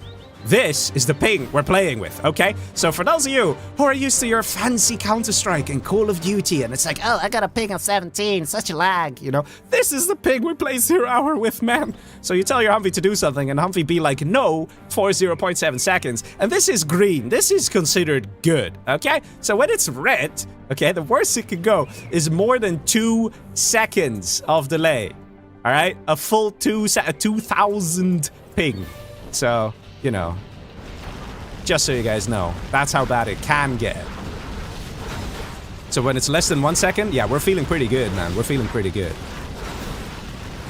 But that's a little indicator there for you guys. I can also see the game speed. So game speed, the game logic is 30 FPS. We're still running at 100%. So, yeah. Random dozer here. Randomly gets taken out by Hummy. Oh. Yeah, but there's a missile defender in here. Yeah, there you go. Still a repair bay to be captured over here. We have the oil captured over here. So there's some money over here, and Hummy also recognizing. So Fargo not getting that map control on the left side, as he was hoping to get. Joey Skate says Pepsi through. Yeah, I think... look, man. It's easy for me to sit here in my armchair and commentate and, oh yes, Pepsi, what did you do with those auroras? But it is difficult when you're actually playing, okay? It is a very different thing to play in a tournament versus casual games as well. We've seen some players that are gods in casual games, but then in tournaments, it's just because of the pressure and because of everything, their playstyle changes completely. Now, Pepsi is a good player, but, you know, we've already been playing in this tourney now for almost 2 hours, so he might be getting a little tired as well. So yeah, Micro starts to suffer a little bit here and there, and that's just it. If his Auroras landed, he would still be in this game, and he would have probably killed Fargo by now, because he was constantly targeting Fargo. Hadi says, he chose the worst way to play this. If you're talking about Pepsi, I don't think so. I think Pepsi played it right. Honestly, I think what Pepsi did, I would say 10 on 10. You go exactly like that. Play exactly like that. It's just the Micro, it fell through. I mean, guys, look how much damage one Aurora can do. Look at the damage. That whole army of Fargo here, wiped. That's 1 alpha, man. 1 alpha. But that's the thing. We only had 2 good hits. That was it. If we had 5 good hits, then all those Humvees from the guys would have died. Pepsi would have kept his base. He would have still had those 6 particle cannons. And he could just play whack-a-mole with the supply drop zones and the particle cannons. Just, you know, keep hitting a supply drop zone, then keep hitting another supply drop zone. Fargo desperately rebuilding. And eventually, Fargo would run out of drop zones. And it would have been a victory for Pepsi. But it's just hard, man. It's hard to play these high-level games against high-level players who will look and poke at your defenses, and they will keep going and going and going until they find a hole, until they find a crack they can squeeze through. And that's the thing. They found a crack. That's basically what it came down to. And the alphas had to make sure that the defenses wouldn't breach. And that's basically what happened there for poor Pepsi. So I do feel bad for him. We still will see him in the next match. He's not out yet. The player who got eliminated in this match is Mr. Real. And now we have this fatiguing battle between Hummy and Fargo. Both of them trying to deal damage where they can. Both of them not exactly in great spots. Hummy out of money though, so he is definitely in a worse off position. And it's actually Fargo who's likely to take this game as a result. Now Fato comes in with super chat. He says, for some more GGs. Thank you very much, good sir. Really appreciate the super chat there. But I do think that because of the income difference here, I mean, Hummy's basically got nothing. Let's see, what does he actually have? What does he have? Ever won a drop zone, maybe? No, he doesn't even have one drop zone. So Fargo, this is the final nail in the coffin. Killing that strat guarantees that no new drop zones can be built for Mr. Hummy. Power plant gets taken out as well. Not that it makes a big difference. But here's the thing. He's so strapped for cash. Even if he loses these power plants, he'll go offline and he cannot rebuild the power. That's just a fact. That being said, though, he does have a lot of extra power. He has 40 surplus power. 40! So you would need to take out 3 of these reactors. Hummy knows it. It's a battle of income, and he's lost it. He's behind Fargo, claiming another victory, guys. Fargo with his 2nd victory tonight. Who would have thought? Pepsi here played very nice. But it just came to those crucial moments when push came to shove. His micro with the alphas. Ah, man, that is what let him down. Very unfortunate for him. Also very unfortunate for Real that he was the only GLA in a sea of USA players. So that just kind of sucks, man.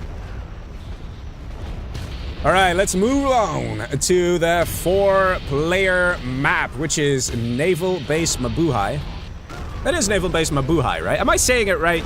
Am I saying it right? People in the chat who are from the Philippines. Is it Mabuhay? It is Mabuhay, isn't it? It is, isn't it? Pepsi says a bathroom. Okay, Pepsi, be right back. Oh, man. Yeah, for a brief moment here, I thought this was going to be a crucial moment where Fargo was going to lose too much. He was taking all his offensive units and moving them straight back home through the defenses of Mr. Hummy. But he got a little lucky, I think. He did get away with it. Nice alpha was very nice. Dealt some good damage, but wasn't enough. It's, he needed to kill more stuff. Yeah, okay. Yes, everyone restart their game. Let's do that. It's a good idea. Because the FPS were a little on the lower side. I mean, it was still fine for me still, but, you know. Just want to make sure that Fargo sees the message here. Because Big Leggy says so. Doesn't matter why. Just trust me, dude. We're gonna have less problems if we do it. That's the short answer of it. Oh, man. So, guys, what do you think about these matches, huh? Are they fun or what? Oh, man. I just love free-for-all. You get so much dynamic stuff going on, man. It's so dynamic. Wait. Seeing 800 ping makes me glad I can watch people instead of playing myself, says Ermitian. Yeah, man. Yeah. 800 ping. And we're happy with 800 ping. We are such masochists. Us 0-hour players, man. I'm telling you.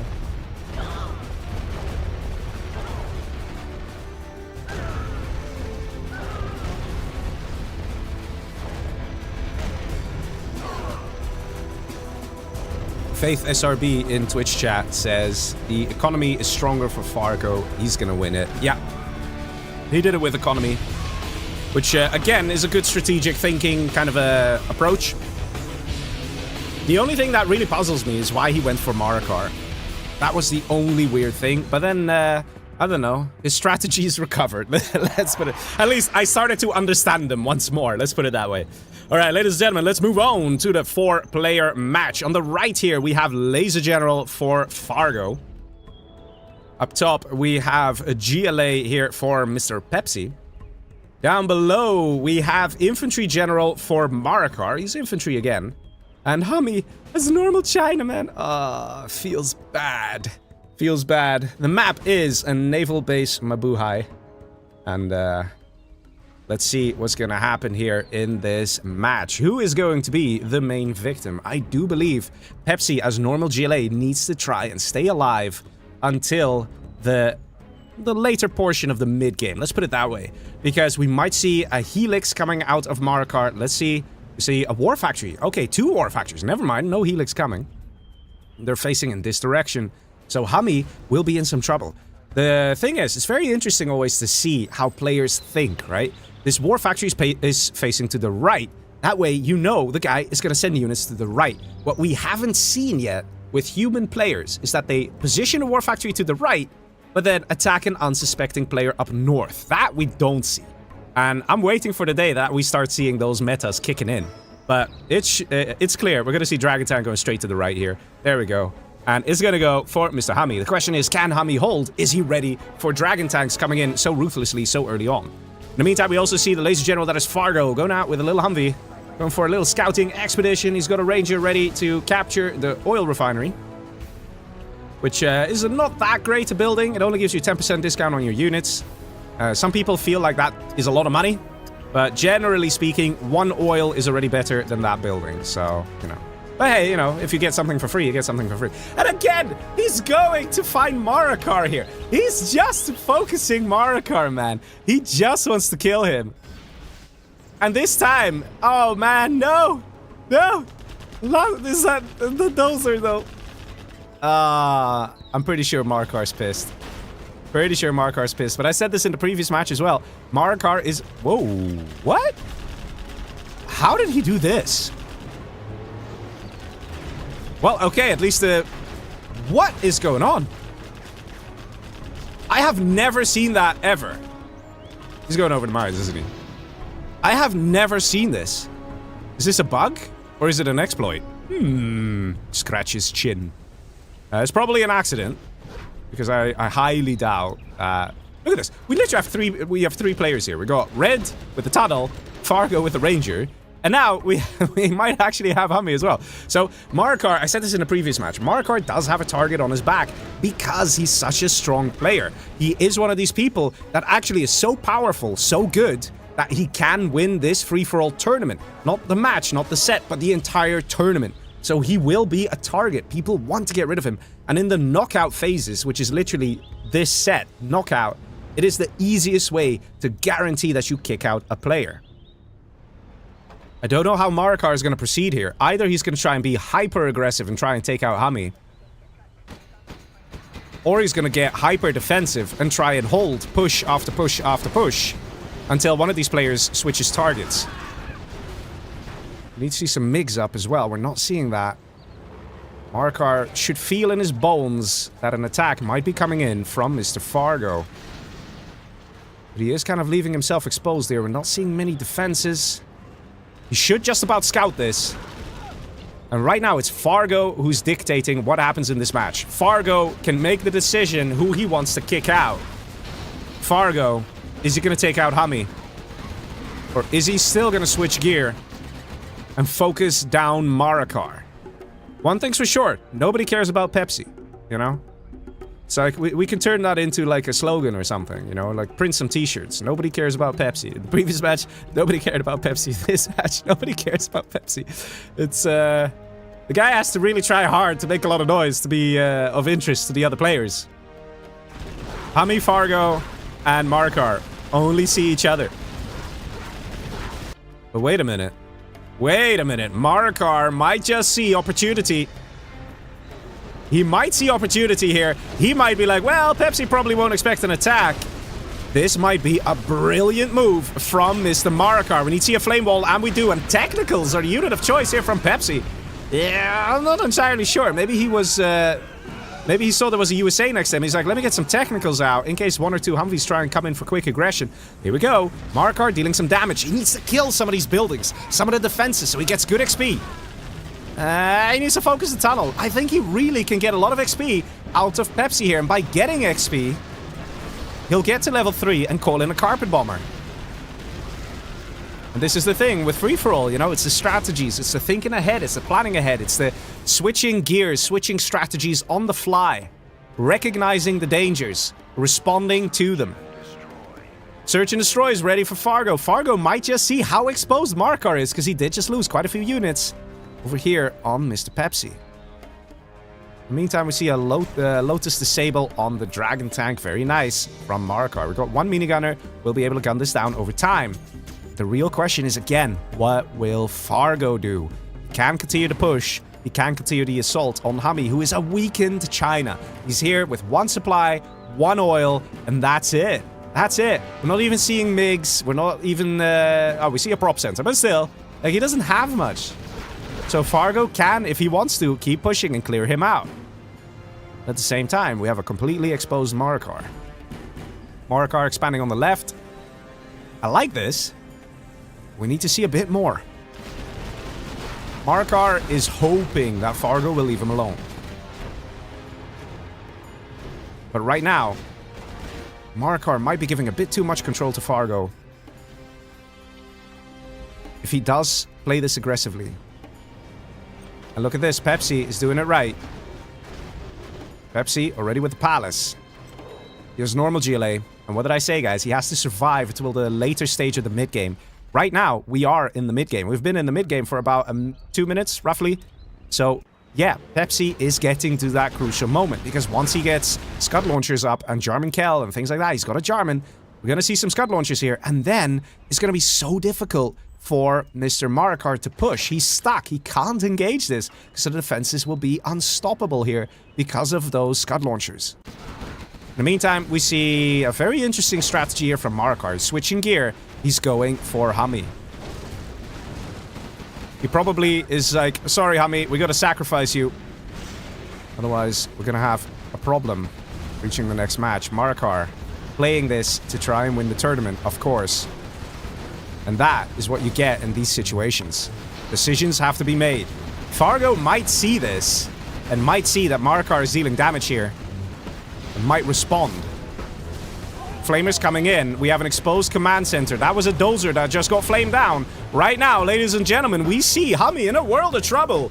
Hummy actually has nothing on this left-hand side. He was only defending against Fargo. And we have Fargo and Mr. Marikar 2v1ing poor Hummy here, being thrown to the wolves as the command center gets flamed down. And that is the end of Hummy. Hummy actually being kicked out of this tournament. Black Napalm comes in, adding to the fireworks as Hummy has been defeated. Sad, he says. Yeah. Fargo could choose to eliminate you or Mara. He chose you. That's what it comes down to. That's what it comes down. And Hummy completely agrees. And he's saying no brains. The reason he's saying that is because Hummy knows that Marikar is just a more dangerous player. Hummy or Marikar, if you have to face them in a free-for-all challenge, you don't want Marikar, man. You'd rather face off against Hummy. Not because Hummy's a bad player, but because Marikar has that experience. He has that knowledge. He has so much going on where he can adjust strats very quickly, and he can be very ruthless and very dangerous. Hummy, he's good, but he's going to be the kind of guy who wins more based on micro engagements and things like that. The strategic thinking on the very, very long term for Hummy is just not on par to Marikar. So Marikar is a bigger threat. And that's why I said as well, it wouldn't surprise me that the focus would go onto Marikar. But again, this might not be an accident. Fargo, like I said, he was in that position where he could dictate where this game was going to go. And he did that. Now guys, tell me in the chat, why do you think Fargo went for Hummy if Marikar is probably a scarier free-for-all player in a free-for-all tournament? I want you guys to tell me in the chat, because I suspect some of you will know there's a reasoning for it. And it's not just, you know, blind aggression. There's actual strategy here from Fargo. I want you guys to write in the chat. I'm going to keep my eye out for what you guys are saying. It's no accident. Fargo decided to keep Marikar alive. I can tell you that. Tell me in the chat, why is that? Rocket buggies in the back here, starting to deal some damage. Oh my god, don't tell me you didn't get Scud launchers! Why are you getting rocket buggies, man? Yeah, Pepsi, could do with a Pepsi to get some sugar, some caffeine. He's trying to make some markets here.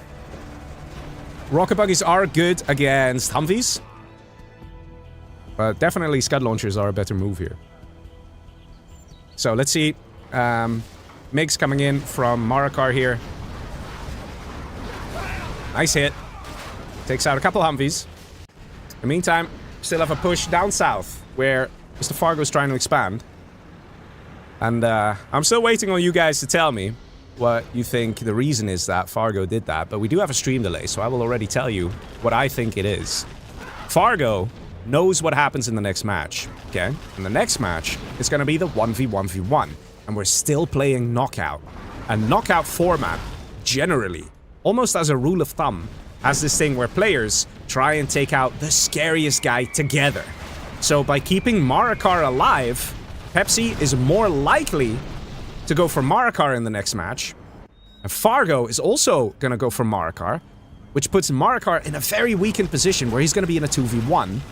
And generally, it is very rare to see the guy getting 2v1 for him to actually make it through to the next round, to the next match. That's my theory here. I'm curious to see if some of you in the chat said it as well. Let's see. I think we're getting some people. Yeah, let's see. Let's see. I'll give you guys. I'll read out some people in the chat here. It will be fun. So far, we do see Fargo kind of winning this push. It's a little engagement. Giant Diablo says random. Wait. They could choose oh, no, for faction. Yeah, no, faction is random. Artillery Barrage comes in, goes for the Strat Center. Always a good target. So far, I have to say, Fargo's playing this very well. Markar is doing okay as well. But the income difference, man. The income difference is there. Ooh, that MiG strike. Oh, he went all on the same Humvee. That's a bit of a shame. He could have dealt a bit more damage there. A10 on the oil. Very good thinking from Fargo, going for that economy. Markar is already sort of behind compared to Fargo, so losing an oil is actually quite painful. Let's see, bunker going up on the left side. You said no Bryans, says Sprit. I know. If I say no Bryans, then people who don't know the reference will be like, what? Who's Brian? You know? Poor Brian, yeah. Poor Brian. We're always talking about Brian in 0 hour. Especially in 1v1, right? Seeing Markar here without the speaker tower upgrade.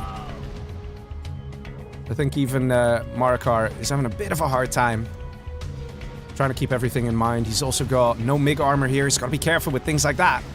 MiG armor is very good at keeping your MiGs alive. Just that tiny bit more. And here comes that airstrike. Oh, baby. Oh, shit. Now that is an airstrike. Oh, man. Francois says, so he can be sure to go through. Yeah, that's sort of it. Because if Mara died, he would get the 2v1 1000%, says Anti-Pro. Yes, in reference to the next match. So I think we're all on the same page here. I think we're all agreeing.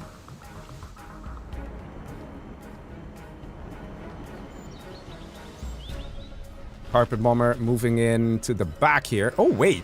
Did he steal the command center with the Lotus? Oh, boys. Oh, boys. Oh, boys. Oh, boys. Oh, boys. Oh, the Carpet Bomber. Oh, he said drops. No. No way. That was so close. So close. Did he have MiGs? Did he have MiGs? Oh, my God. Wait. Yeah, he stole the CC. Oh my God. Mara, you beast, man. You beast. He stole USA from Fargo. He's got Laser General now, which is actually very overpowered because he can get Search and Destroy, which also affects the tank hunters. So that's really good, man. That's really good. JF says Fargo doesn't want a 1v1 with Hummy in the finals. I don't know about that. I think in the finals, of course, the most preferred situation for either Markar or Fargo would be to fight Pepsi in the 1v1. Boreal 1 says, who knows where the wind blows? That's where Fargo's thought goes. What a comment, man.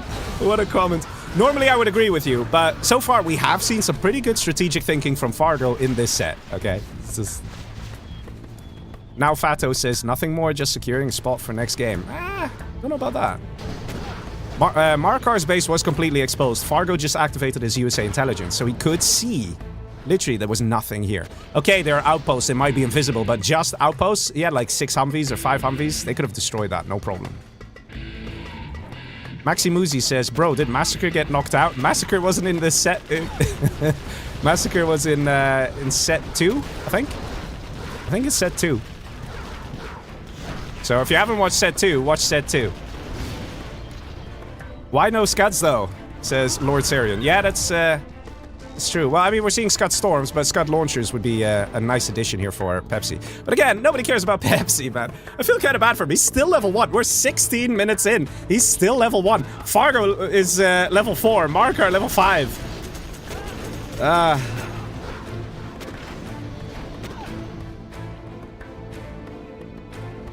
And still no speaker tower upgrade for Markar. Definitely worthwhile getting that. And do we see any USA technology being utilized by Markar? Doesn't look like it. It could also be that Markar's just strapped for cash. I mean, the income difference here is real. Fargo's got double that income. This is all dried up though. Fargo does have an oil here. And he is still building drop zones. Look at that. He's building 2 drop zones. That's going to make a difference. Markar just knows it. He doesn't have the income. And there was going to be an A10 strike over here as well. So Markar was going to lose even more income. So Fargo just very gently did the damage, and Pepsi's inactive, I don't know, persona is just not helping here. He's, his strat seems to be to just build up and get super weapons. But he should have tried to be a little more proactive. He's got a load of radar vans, so he did scan the map. He did see that Marikar was in trouble. He just chose not to act. I think Pepsi should have come in a little sooner with the attack to try and 2v1 Fargo, because Marikar was already very weak.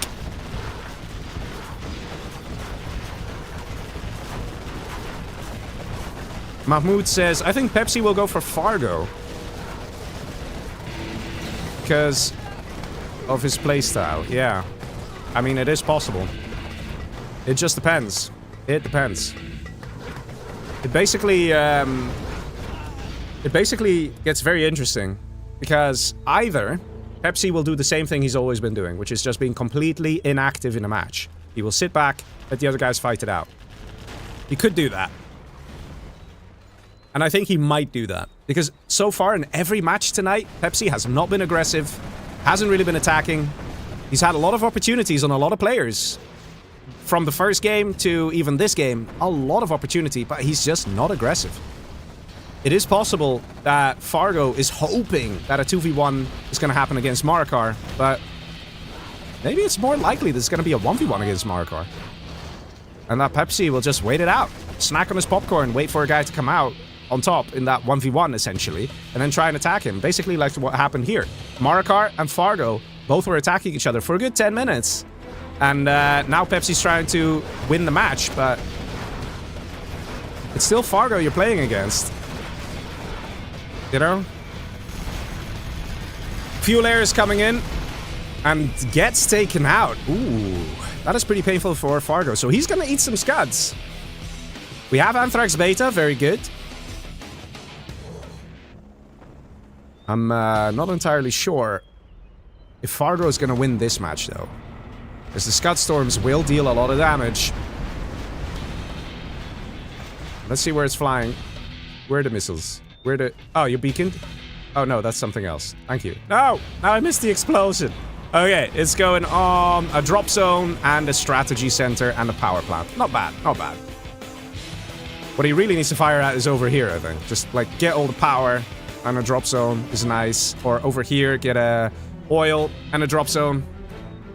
Basically, the main target right now is going to be the money, the income of Fargo. Pepsi is ahead with income. So every bit of income that Fargo loses is going to hurt twice as hard. That's the thing. Nice quad push. GG says Fargo, and that is going to be a victory for Pepsi. There you go. I think Fargo could have continued fighting just a little bit longer. And there was maybe a chance that Fargo would take it. But it would all come down to the Scud Storm usage of Pepsi. If Pepsi was going to be a little lackluster with the Scud Storms, maybe didn't fire them the moment they're ready, maybe didn't hit good targets, then Fargo could have still taken the match. I do think that. But maybe Fargo's like, look, I can spend all my time and effort trying to fight this guy, but it's not gonna work. It's not a good idea. So let's see, ladies and gentlemen, we are coming to the most controversial match of the set. The 1v1v1, the 3-player free-for-all match. It is always the most controversial. It is always very, very tense, especially in the very beginning. So guys, make sure you strap in and glue your eyeballs to the screen, because a lot is gonna be happening in a short time, right here, right now. And I'm saying a lot from a psychological perspective. Either we're gonna see a 2v1 against a player, or there's gonna be a 1v1 with Fargo and Marikar. Alternatively, we could see an attack coming in on Pepsi just to eliminate him, but I don't know, let's see. Infantry General for Mr. Fargo. He can use Frenzy if he wants to reveal one of the other players. We got Tank General here for Pepsi, a super aggressive army. We got Marikar as Demolition.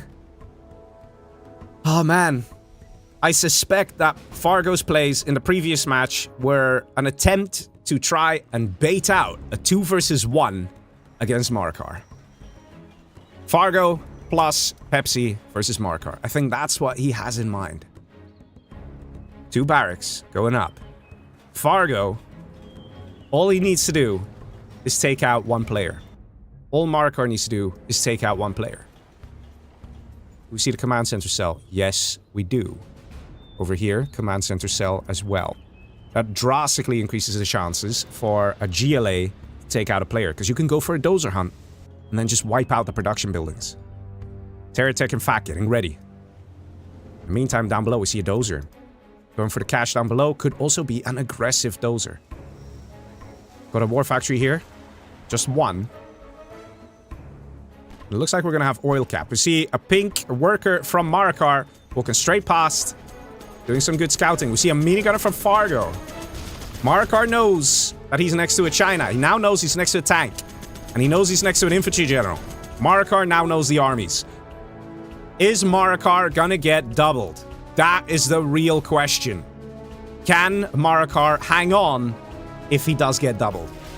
Marikar wastes no time, goes straight into the base, and oh boys! Oh man, that was gorgeous! Takes out a very nice outpost. Terrorist makes a run, almost takes out the minigunner, but doesn't succeed. Tunnel over here is alive. Bunker over here established from Mr. Fargo. What's happening down below? We got a GAT tank. We got another GAT tank. And once again, we see Pepsi not being aggressive in this match. Pepsi is choosing to sit back, at least for now. Maybe he's waiting for the oil caps. Maybe something's going to change. But it is a 1v1 so far between Marikar and Fargo. Is Pepsi going to join the fight? We see another war factory. That implies he wants to. And it's facing up. Is it gonna be that he's gonna go after Mr. Fargo?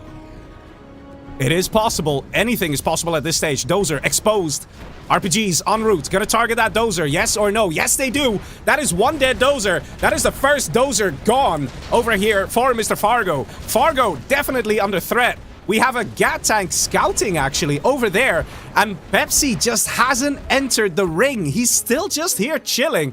He's not engaging. He's just doing some light harassment here and there. He is not trying to take out anyone. He is letting these guys fight out there 1v1. And Marikar knows he's on borrowed time. He needs to hurry up. He needs to kill some stuff. 1 dozer remains for Mr. Fargo. So far, the attacks of Marikar have been pretty good. But he needs to keep it up. He needs to keep going. Because if we see aggression coming out of Pepsi, and I mean serious aggression, with Battle Masters, GAT tanks, and Dragon tanks raining upon the base of Marikar, he will be in so much trouble.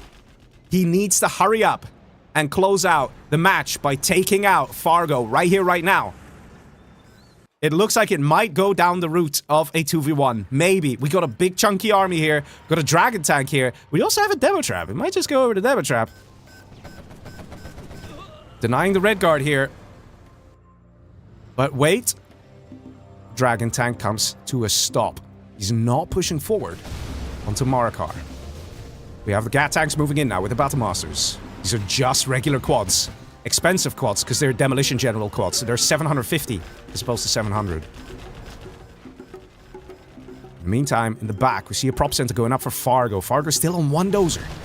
That is Fargo's Achilles heel. And Marikar might be able to make use of that. Might be able to take out that dozer. Dragon tank here is going to do a real nice flame wall. Marikar slightly on the retreat. Oil capture not going through here for Marikar. Those are now getting out of that safety zone. Marikar holding, at least for now. But the wild card that is Pepsi, is literal just sitting here. Match after match after match. He can still impact this game a lot. If he goes for Marikar, Marikar is out. If he goes for Fargo, Fargo is out. What is Pepsi's choice? What is the decision? He's getting an airfield. Why is he getting an airfield? Yeah, okay, if he's getting an airfield, he's not going to attack anyone. And that brings it back to the 1v1. Marikar versus Fargo. Do we see a palace going up anywhere for Mr. Marikar? No, we see a second arms dealer. And we have another super chat coming in saying, Alonso Alonso, or also. Alonso, thanks for the nice streams. Thank you. Well, thank you very much there. Thank you very much. I think you mean also thanks for the nice streams. Thank you very much. We do see a red guard in the back, and we see Fargo recognizing his weakness, getting that command center up. And right now, in this 1 versus 1, it is slowly but surely looking like it's gonna be Fargo's game. As infantry general, he has some very good units that he can deal some good damage with. He's got ECM in the mix as well. He's got Dragon Tanks, getting the Lotus to capture the oils. This oil has the booby trap, but it doesn't work against the Lotus, so Fargo still gets it. The income per minute is gonna switch. It's gonna be Fargo who's gonna be on top. Markar losing that money. And we're not seeing any real solutions here out of Markar. He's getting a radar van. But I think what he needs more than anything is a palace. A palace that maybe get a Scud launcher. And the worker goes flying. We see another attempt of a terror tech, but it's not going to do anything because the command center has been established. In fact, it's not even going to go for the dozer, it's going for the oil. The window of opportunity for Markar has closed. He could have gone for a dozer hunt on Fargo, didn't quite work out. We do see a bit of an attack here. Pepsi is just doing the same he's doing every single game. He's trying to grow, but he's not really impacting the game. He's not really making big decisions here. He's just chilling here. He's saying, look, I got a big army. Just don't attack me. He doesn't care. It looks like he doesn't care who wins, whether it's Fargo, whether it's Markar. We have a tunnel in the back from Markar. We have a worker, literally a size worker, just going straight into the back of the base. Oh, man. Fargo trying to deal damage, trying to harass. He's doing a good job. And Markar, can he hold?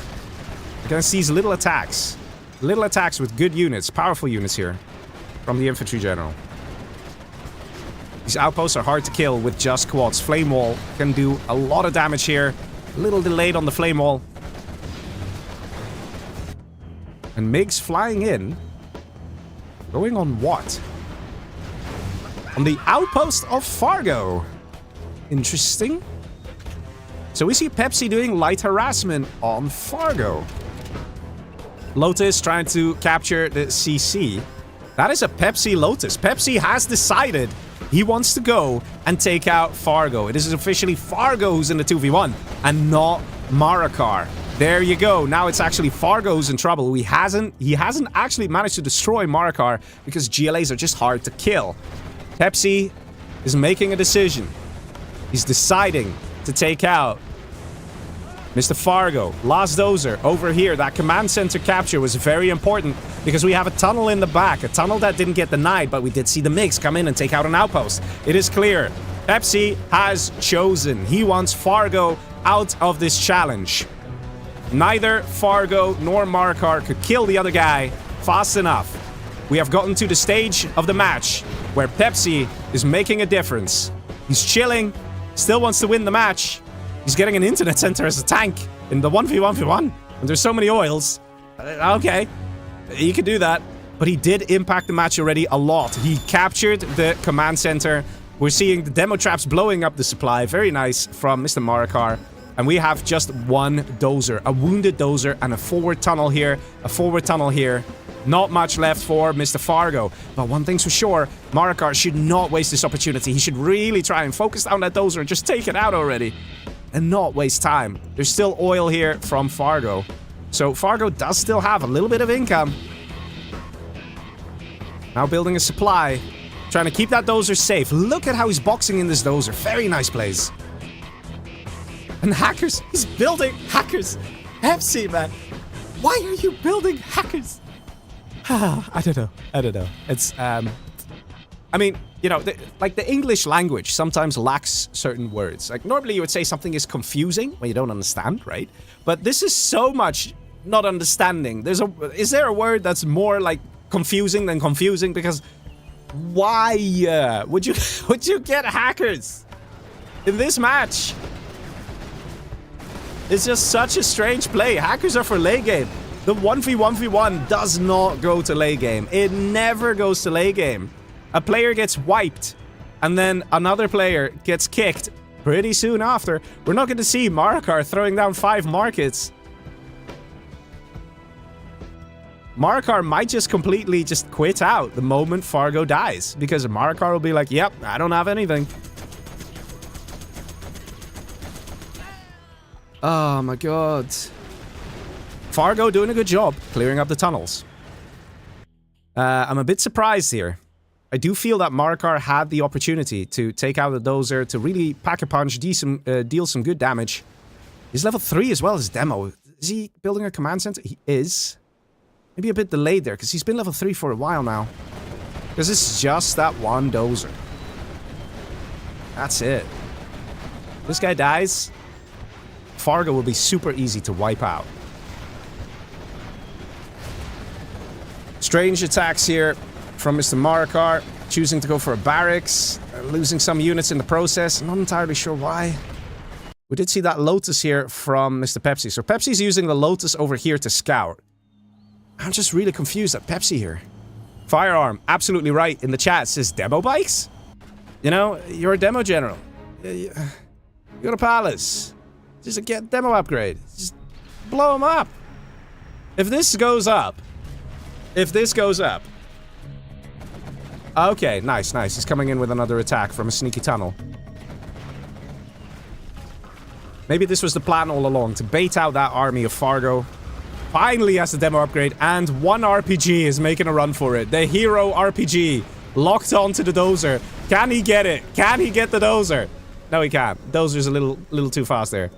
But is he going to traffic jam his own dozer? Is he... Fargo! Fargo! You're traffic jamming it! Fargo! Oh, and he lost it. He traffic jammed his own dozer. He traffic jammed his own dozer. But I'll be honest, Pepsi wanted this to happen. I'm pretty sure. Because Pepsi... He's even building hackers down here. Pepsi, man. Pepsi, I love you, but, like, WTF, man. He's built a nuke. It's the best. Oh my god, the memes are real, man. The memes are real. Anti-Pro in chat says, interesting choice from Pepsi. Oh my god. So good, man. Well, Fargo now is dozer hunted, and I said that before as well. The dozer is the Achilles heel, because if you dozer hunt a guy, you just wipe out the remaining structures and that's it. We got 2 barracks out of Fargo. Once those are gone and then the army is cleared up, it is an automatic victory for Marikar here over Fargo. And as things stand, I think even if we saw a QQA out of Pepsi, but I think he's missing those keys on his keyboard, even if we saw that, I think Marikar can still do this. There's very little left. We might see some demo traps being built here by the workers, I'm pretty sure. Let's see it. Marikar, come on, man. Entertain us. Entertain us, man. Build us. Oh! Okay. This is taking the faster approach. Just blow up the workers. Because, yes, he's got the demo upgrade, so he can just blow up whatever he wants. And did we see that command center go up? Yes, we did. I don't know if he used the rebel ambush. Oh, there it is. Oh. Well, that didn't work. But, yeah. Shoot. Shoot. It's almost dead, dude. Mara, man, come on. It's so easy. Just shoot. It was almost dead. That one RPG would have been enough, but, I mean... I'll be honest, it's, I think Pepsi is, he's gone to the bathroom. Maybe twice. Made himself a sandwich. I don't know, probably started doing some taxes. I don't know, spoke to his girlfriend on the phone. Spoke to his other girlfriend on the phone. And, maybe did some laundry. And, he's still just kind of waiting for, Marikar and Fargo to finish this. He's like, guys, can you finish this already? A demo bike! Ah, how fitting. An overpowered unit does it. There we go. There we go. And now Fargo can chat. And he's probably going to be angry. He's going to be like, Pepsi. And Pepsi doing the exact same thing again. Pepsi just an idiot. Yeah, I think Fargo was hoping that Pepsi would engage Marikar. And it just backfired. It just backfired. You don't know what a player does. That's the thing. It's still free-for-all. You don't know what a player does. You base your actions based on what you think somebody else is going to do. But it doesn't mean they're going to do that. Some things are a given. You know, if you see a super weapon general, you just know they want to get alphas, right? Some things are a given. But in a situation where you're trying to bait out a 2v1, it doesn't always work. And it was actually Fargo that became the target of Pepsi. We also have this warped match where we have Pepsi level 1. Marikar level 4. Fargo level 4. Pepsi again, just kind of just like chilling and stuff. I mean, Marikar is kind of screwed here. See a bit of a counter push on this side. Palace getting migged, guys, by a tank general. Pablo says, Fargo built his thing. Yeah, no, almost. Glitchy Gamer says, Pepsi's just trolling. I don't think he's trolling, man. I don't think he's trolling. Mind you, say what you like, right? But, counterpoint, Pepsi won another match. So now he's won a total of $40, right? So there's that. Pepsi might not be playing it for trying to get into the finals, even though he got into the finals. And he might accept that he will lose the 1v1 against Marikar, because, let's be honest, he would probably also have lost the 1v1 against Fargo. But he wins this match, he won the previous match. So, as much as the plays are just like, what are you doing? You're tank general. Stop getting hackers. He's getting the victory in. And that is what matters most. And that is not something anyone can argue with. You can't argue with that. It is just that simple. It is at the end of the day, the players are playing the tournament. They want to win the cash. They want to win the money. And guess who's won this match with so many freaking air units as a tank general? Pepsi. Pepsi did. So, you know, we can kind of go like, dude, what the hell? But he still did it. And that's what matters. Well played there to Pepsi, who managed to win his second match tonight, which is not easy to do. Oh yeah, look at this. He was having a good time, man. He was having a good time. Now we have a 1v1 between Marikar and Pepsi. And I already see Queen Muff in the chat saying, imagine Pepsi wins this. Oh, man. I mean, hey, it's possible. We did see some mistakes setting in from Mr. Marikar. It could be that Marikar is like, oh man, it's just Pepsi. Pepsi's a good player. He's a good 1v1 player, but he's not on the level of Marikar. So Marikar might just be like, yeah, whatever, man. It's fine. I'll just kill him, you know. Marikar plays it a bit casual, lets his guard down. Pepsi finds a nice way to attack, and boom, it's over. That is very possible, guys. It is very possible. And we've seen these kind of things in the past. They don't happen often, but it is possible. So I'm very curious to see how Pepsi is going to play. He says, 1 sec, I need to go to the bathroom. Maybe the bathroom, some push-ups, drink some Pepsi. Get yourself with that good mindset, man. Poor Fargino, as he got annihilated by a demo bike. One of the most overpowered units in the game. And also very nice to destroy the barracks with the workers there. I mean, I'm sorry, that was cool from Marika. That was cool, right? That was cool. But yes, ladies and gentlemen, if you're wondering, like, okay, didn't you say 2 people would pass to the finals? Leggy, what's going on? Why is this still the 1v1? The answer is yes, you're absolutely right. 2 people pass to the finals. So Pepsi and Marikar both have positioned themselves for the finals. They are in the finals, guys. They are in the finals. We're just gonna have one more match to see who comes out on top of this set. And whoever wins this match, hey man, they win $50. The other matches, you win $20, but the 1v1 here, you get $50, which is pretty nice. I mean, I'll be honest, you know, this $50 is a nice amount of cash just to get it like that, you know. So probably Marikar is feeling optimistic and feeling good, but he still has to do it. Yeah, Tank General Mirror. Oh man. I see Too Fast DK subscribed with Prime. Thank you very much. Unfortunately, no, my Streamlabs doesn't show that. Damn it! I thought I fixed it.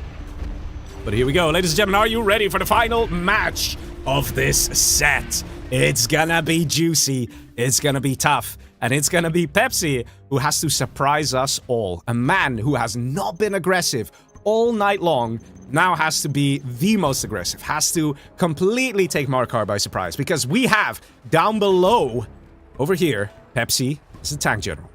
He's gonna be facing off against the almighty Marikar, a 1v1 legend. Also tank general. On the map, Blue Hole. Version 2. We have version 2. Lots of money. And lots of money means lots of opportunity, but also lots of potential for making mistakes. If you invest in too much money, but not enough units to defend, you will lose it. If you don't get enough money, then over time, you'll also lose it because your enemy will just have more cash in the bank And they can use that, spend it on more units. Dual barracks coming out of Marikar. Very good strat. Dual barracks coming out of Pepsi. Let's see if Pepsi can do it, guys. Let's see if he can do it. I'm very curious to see how this match will develop. We have Redguard coming out right away for the oil caps, because we have oils up here. There's oils in the back of the base as well, the safe oils. But of course, Marikar goes for these very quickly, maybe even this one, because there will be some pressure coming from Mr. Pepsi at some point with a Gat tank trying to deny the Redguard, or maybe a Dragon tank just to already start flaming down the oils. We see the exact same strategy here from Pepsi, showing you guys that he actually knows what he's doing here. In the previous matches, we saw him being very mild, very timid, very shy. But here, we can see him already starting with way more aggressive openings. Single war factory, 2 barracks, 2 supplies. Let's see what's happening here from Marikar. Single war factory, 2 barracks, 1 supply. Guys, is Pepsi ahead? Dragon tank coming down. We have an outpost. And a Gat tank. Gat tank, in fact, going straight for these oils. Crucial moment right here, right now. Pepsi, can he deny the oil caps? He's going to take out one. And he does. Does he take out the other? Does he get it? He kills both Redguard. Crucial moment here. Denying $2,000 from going into the bank of Mr. Marikar. Down below, we do see an oil cap successful here for Pepsi. He's getting 1k here. He's getting 1k here. No oil cap, no oil cap, no oil cap. Marikar in a little bit of trouble here. Just a little bit. Gat tank gets destroyed, but it definitely did what it had to do. Denying the oil caps and delaying the oils from being captured for so long makes a big difference. Look at the income per minute. Look at it. Look at the difference, because Pepsi was just slightly faster there and denied the oil cap. In the meantime, we do see a Redguard here ready to capture this one, and this one came through for Marikar as well. Oil got flamed down. Gat tank sneaking into the base. We see a Battlemaster here. We see the second war factory going up. Pepsi can do it. He got the capture over here. There are these 3 oils available for the taking, and we see 1 Battlemaster here to scout from Marikar. He's probably not going to move it. Both trucks lost here for Pepsi. Oil getting flamed down. And this oil now getting captured. Can Pepsi continue the growth he's got? Can he continue to be ruthless? And can he deny the oil caps that are coming through for Marikar? Marikar has this oil now. Marikar is taking this bottom oil. That's definitely going to him as well. Flamer in the mix. Gonna do some good damage again to those trucks. He's losing too many trucks here. Again, another 2 trucks lost, and almost lost the supply center. That is a total of 4 trucks already lost. That's $2,400 on supply trucks. Just supply trucks lost. That's very painful. So that nice advantage he had in the beginning, he's slowly losing that. He's losing that lead. Gat tank now moving in. Very low health Gat tank, but yeah, this shouldn't come too close to that building, because it will kill the Gat tank. And Pepsi probably has other things on his mind. He probably has a lot of things over here to worry about. He's not paying attention to the Gat. Oh, yeah, he just keep it alive. He just about keeps it alive. Very good. Redguard moving in, ready for the oil capture. Oh, man. Pepsi being very on point here. Maybe catching Marikar off guard. We do need to see an interception on these oils, though, from Mr. Pepsi. We're not seeing that. Somehow, it's 10k per minute versus 5k per minute. Guys, what are we watching here? How is Pepsi doing so well against Marikar? How? Losing these oils. Losing those oil captures. That was so important, so crucial. Maybe this was the strategy of Pepsi all along. You carry yourself in a certain light. You look like you're weak. You look like you're just sitting there, kind of looking pretty, because Pepsi deep down probably knew he wasn't really much of a target. And now he's being ruthless in that 1v1. Pepsi's income is growing, but so is Marikar. Marikar also with a better KD there. Units out of position here for Pepsi. He needs to retreat. That's what he does. He's got this building as well. Needs to put some tank hunters in there. We see another supply going forward. Pepsi not floating. Marikar not floating. Income per minute for both these players. Pretty good for them not to float. Oil over here has been destroyed. Important moment. Oil over here has been recaptured by Pepsi. Now gets recaptured again by Marikar. This is not an absolute easy match here for Marikar. Definitely not. He's struggling, man. He is struggling. Getting command center up because he is level 3. Do we see any Emperors? Do we see any ECMs? Nothing yet out of Pepsi. See a random red guard going in over here. Not entirely sure why. This has all been destroyed. We see the attack on the oil over here. There's still 1, 2, 3 oils of Marikar in the back that need to get taken out if Pepsi wants to stay ahead. Cash per minute is equalizing between the players. This building, not taken. Definitely a mistake. Marikar has tank hunters. If he can get some tank hunters in here, it will be devastating for Pepsi. See some units trying to clear up these battle masters of Pepsi up top. Pepsi wants to get rid of those oils. That is what it's about. He needs to do that. Marikar finally ahead on income and also coming in with the general promotions. Going for the prop center and going to do a very good mine drop over here. Pepsi still level 2. He's not getting the same amount of kills as Marikar. And this mine drop is going to be painful. Oh, boys. Oh, all these battle masters are stuck. They can't move. In the meantime, we see this artillery platform taken. Force fire on the mines. Good work. I'm surprised we didn't see a push here from Mr. Marikar. Because these mines, very nice mine drop. Oh, man. Same time here, this oil has been taken by Marikar. Marikar and Pepsi, roughly the same income. But Marikar a little ahead. Wait, no, now it's Pepsi slightly ahead. I don't know, man. This is going back and forth. It's going back and forth. See supply on the left here as well, and supply going up here on the right. So the players are mirroring the builds. I wonder where this match is going to go. And I wonder what the best strategic move is. We see Pepsi starting to float. That marathon sprint is coming to an end.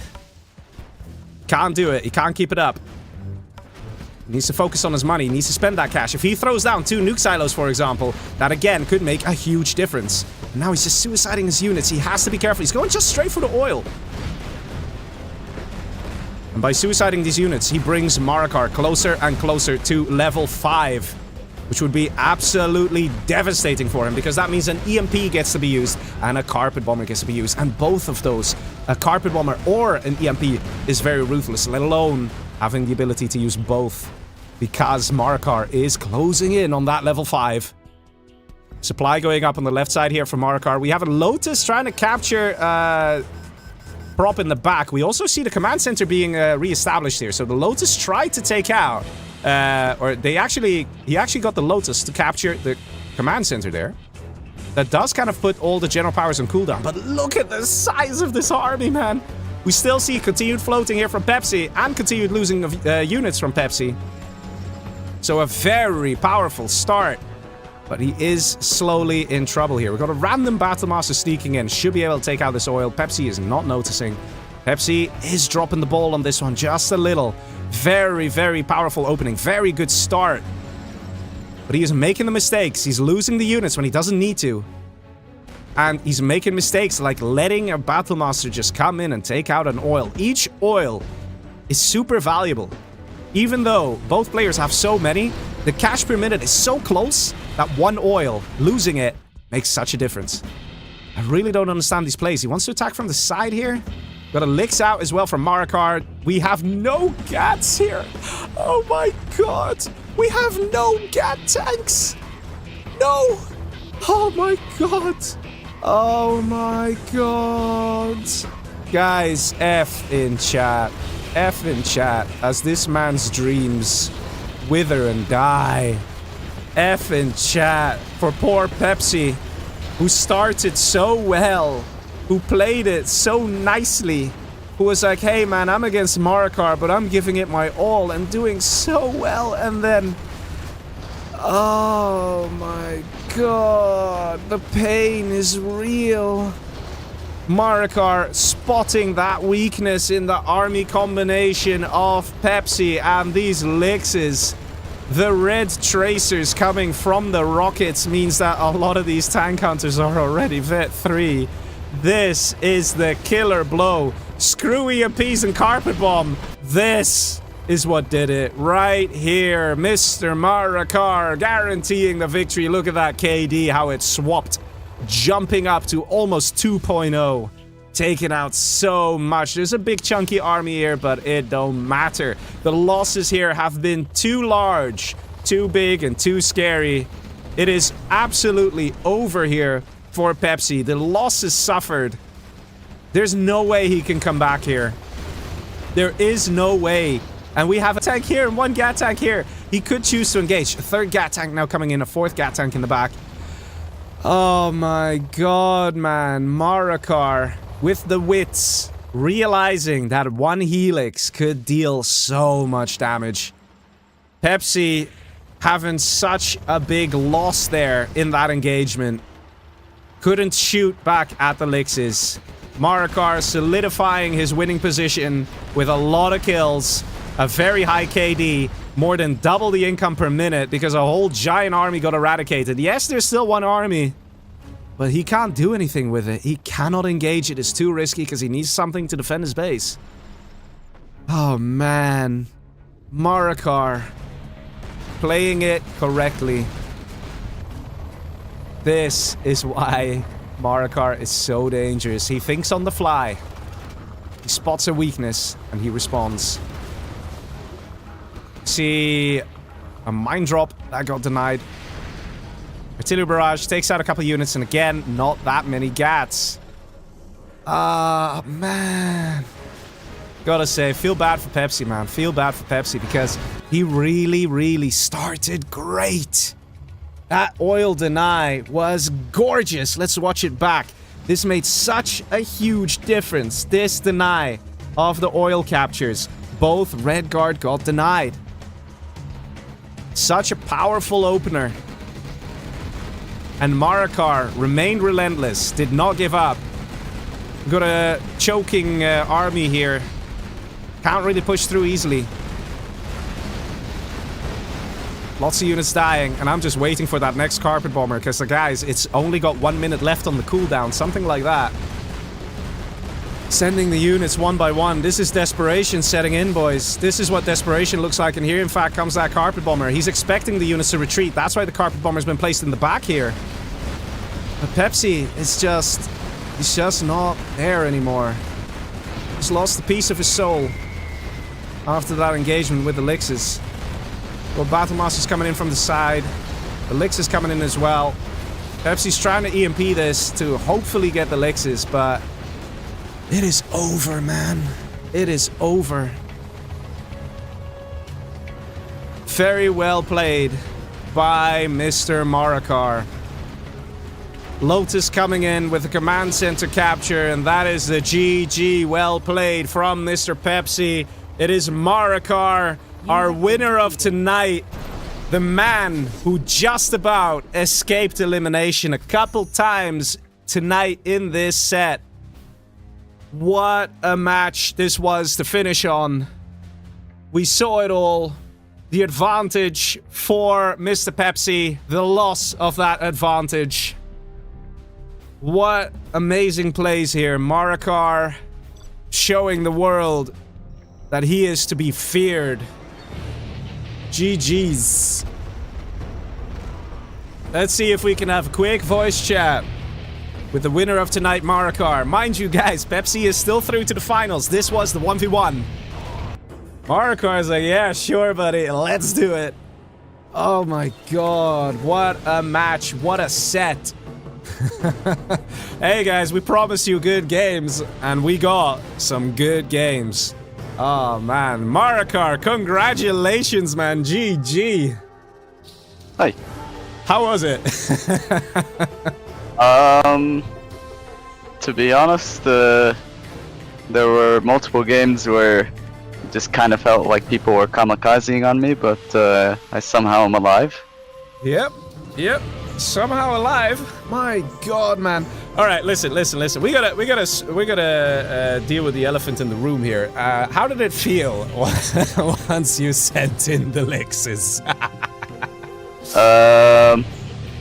I mean, I saw 100 Battle Masters and 0 anti-air, so I just got Vet 5000 on my Lixes. Yep. Was this the moment where you were like, yep, I got him? Yeah, he actually had me in a really awkward position early on because of that dozer kill, by the way, because everything just builds slower when you have so much cash but only one dozer to build production with, so he actually had way more, like, units in production than me early on. I just barely defended with some good bunker positions. To be honest, I think his early GAT was really good, denying your oil. When you were capturing the 2 oils in the very beginning. Nah, that GAT wasn't the issue. What was the issue was the outpost in my base. It killed one of my dozers, so it takes forever to build everything. So instead of having one dozer making production, the other making the supplies, now I have to make the supplies with that one dozer, then I have to build the war factory, then I have to build the prop. You see how it cascades very quickly into very slow production. That's why his autoloaders were so early compared to me as well. Yep. No, it was a great set. We saw a lot of interesting games. You're right, there were some strange plays by, I guess, Fargo. And also even Fargo. Yeah, to be honest. I'll be very honest, that 3-player FFA, I think was very undeserved win for me. Because literally all it was Pepsi just poked just enough to where he crippled Fargo with the CC cap. Yeah. And then he just let me 1v1 him with that advantage. Yeah. Like, I'm not sure. Personally, for me, I feel like the only kind of way you avoid this kind of weird, like, 2v1 gangbang on like a player is you just have to like anonymize names or something. I feel like that's necessary to avoid this kind of thing, because I don't know, from the sets I've watched and the sets that were played as well today, I feel like I keep seeing that as like a repeated trend personally. Yeah, but that's one of those things that are just directly tied to knockout. The knockout format will always have that. Just like the point system will always have that the point leader has a target on his back. In knockout, it's always that the best player will have a target on his back. It's just how it is. Unfortunately, I agree with you. It should be changed, but the question is just how can we improve it? And we've been thinking a lot about it, but there's no real solution in that sense, because you can't fully anonymize players. You just can't. I know a lot of people keep suggesting it in chat and things like that, but there's no way you can fully do it. If somebody actually really wants to know, they will find out. And that is just the sad truth of it. Yeah. I mean, it's just better to have like one step forward for it at least. Like, even if it's not a guaranteed precaution, I still think at least some kind of a barrier to seeing the names, I think it helps a little bit, because I mean, not everyone is pathetic enough to go out of their way into Gentool and to check the ID and whatever. Like, I think with a gentleman's agreement, I think it could work. But in like, theory, even yes. If, yeah, but like in practice, there's one element where where it will always fall through, and that is that viewers will watch the stream, know who's who, and pass on the information to the players through Discord. Something like that. That's just not stoppable. And if we fully anonymize everyone, I don't know. I think it's cool to know who's doing what. You know, it's to find out at the very end. I don't know, but that's just my opinion. But man, like some intense matches. So, which one was your favorite? Was it the last one? I mean, that was the only one I didn't get gangbanged, to be honest. Yeah, and maybe the 3-player one. Yeah, the 3-player one. 7-player one. Air just went full kamikaze on me. From my point of view, it looked very much like GLA could have easily carried on power, by the way, but I think Tank was still 1v1ing him, or whichever China was near him, so that's probably a big reason why he didn't kill Air. The 6-player one, was that the one with the... No, that was Volcano. The early hijacker on me when I was going for licks, that was very irritating, and I remember how he's still going for me, even though I literally frenzied his base and saw half his base die. I'm like, why are you going for me? Yeah. The 5-player one, Fargo cross-mapped me as well as Hummy when there's a super weapon that's got 7 particles. I don't know how Pepsi died, to be honest. Pepsi should have won that game. Pepsi, yeah, I agree. I think Pepsi just got a little nervous of like, oh my god, you know, like the moment when you're like, okay, I have to make sure my micro is correct and it works. The moment you like pressure yourself like that, micro just goes out the window. I suspect that's what happened to him. But yeah, I agree with you as well. The 4-player one? Yeah. Yeah, the 4-player one I think might be the most interesting, right? Because we could see the whole map, of course. You couldn't. But there was a moment where you could see Fargo thinking on who to take out. He could take you out. He could take out Hummy. And he chose Hummy. Why do you think that is? Because if it's him, Pepsi, and Hummy, 100% he gets 2v1. That's literally the main reason. Yeah. I do think that he was hoping that Pepsi would work together with him to take you out. Were you afraid of that as well? To be honest, I just wanted to pass on to the 3-player thing. At that point, I didn't win any games outside of the 1v1. I'm just thinking in my head, the only thing I care about is just not dying until the 2-player one, and I'm happy. Because when I saw Fargo's V in my base in that game, I was like, oh, I'm fucked. I'm gonna get no eco there and die. But when I saw him killing Hummy, I was very happy. Especially because Hummy was going kamikaze on me for the past 2 games, so it was a little bit, it felt a little bit like retribution.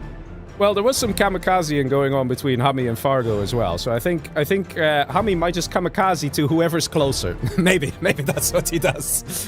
I think that's what he does. I don't think he looks at the name. I think he just attacks whoever's his neighbor. Yeah, probably.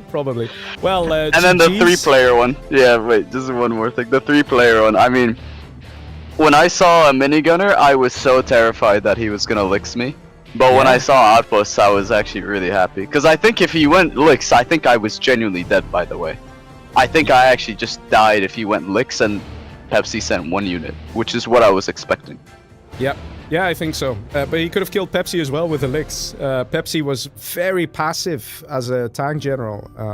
I mean... But he wasn't gonna kill Pepsi in the 3-player. Honestly, he was gonna focus me. Yeah. That was probably good. You know, probably. But, yeah, man. No, well done. Well played. GG's. Thanks for the great entertainment. And there's a lot of fans in the chat, so I'm sure you'll be able to have some fun talking to some people in the live chat as well. I'm sure they'll appreciate it. And, yeah, congrats, man. Yeah, GG's. Thanks for the interview and the opportunity. Really appreciate it. And thank you for letting me reschedule this to today, because I had issues for the other day. It's fine, man. It's fine. Anyway, GG's. Now it's time you can relax and enjoy yourself, and you made it to the finals, man. Yep. Thank you. All right. See you, man. Bye-bye. Take care. See ya. And that, ladies and gentlemen, was Mr. Marakar himself. So it's actually going to be Pepsi and Marakar who are going to be in the finals. Now, some of you might be wondering, Leggy, when are these finals? Okay, we got some real great games. We're going to see some real nice players in the finals. When are these finals? The short answer is we don't know, because we didn't know who was going to be in the finals until just now. So now we have to schedule it, and we will let you know promptly. So, you know, here's a suggestion. You can subscribe, and then I will probably do a little, like, community post thingy saying, like, hey, you know, it's we're going to have the finals on this and this day at this and this time, and then we do it on that day and that time, because, you know, first got to, you know, work together with all the players, and we're all adults, you know. It's hard to find like 4 hours of free time for all people, right? But yeah, now, ladies and gentlemen, this was a great set. It was a lot of fun. I hope you enjoyed it as well. Some really nice games, really nice plays as well from quite a variety of players. Fargo, to be honest, truly surprised me with some very good tactical plays. We also saw Real in the first match, just really kicking ass. If you guys are tuning in, if you're tuning in just now, you might want to go to the beginning of the stream, because, man, we had some good games. It was a lot of fun, and yeah, I hope you guys enjoyed it. So I want to give a shout out to the sponsors of this tournament. This is the FFA Wars Tournament that is hosted by Community Outpost, and actually being hosted mostly by Red vs. Blue. So shout out to Red vs. Blue for making this all possible and arranging with all the players. And of course, the sponsors for giving us all that amazing prize money. $1,100, with Wild Communist coming in with $1,000, and GDMV with $100. Very much appreciate it. And of course, this is one of those things that the players will be fighting over, right? That delicious money. So we saw quite a few nice match wins, and you know, the players will be very happy. They already won a bit of money. But yes, in the finals, that is where the players can make the big bucks, and that's what it's all about, right? So, ladies and gentlemen, if you did enjoy it, please do give a like on your way out, or perhaps a follow if you are on Twitch. Always nice. Yeah, apologies for the Twitch thing, that it doesn't show the subscription. I thought I fixed it, apparently not. So yeah, apologies for that. I will get back to trying to fix it, man. Oh, the life of a streamer. It's fun. It's fun. Okay, you get the good, you get the bad. But yeah, ladies and gentlemen, I will be back again with another live stream tomorrow. I will probably be playing not casting, so not like this with commentating, but me just actually playing the game and telling you about the strategies that I like to do and that I'm doing, and then hopefully I will win a few games here and there, and hopefully I won't get obliterated and die. But, you know, we'll see what happens. We'll see what happens. But yeah, so ladies and gentlemen, I hope you had a great time. I sure did. And this is Legionnaire signing off. Good night, everybody. See ya.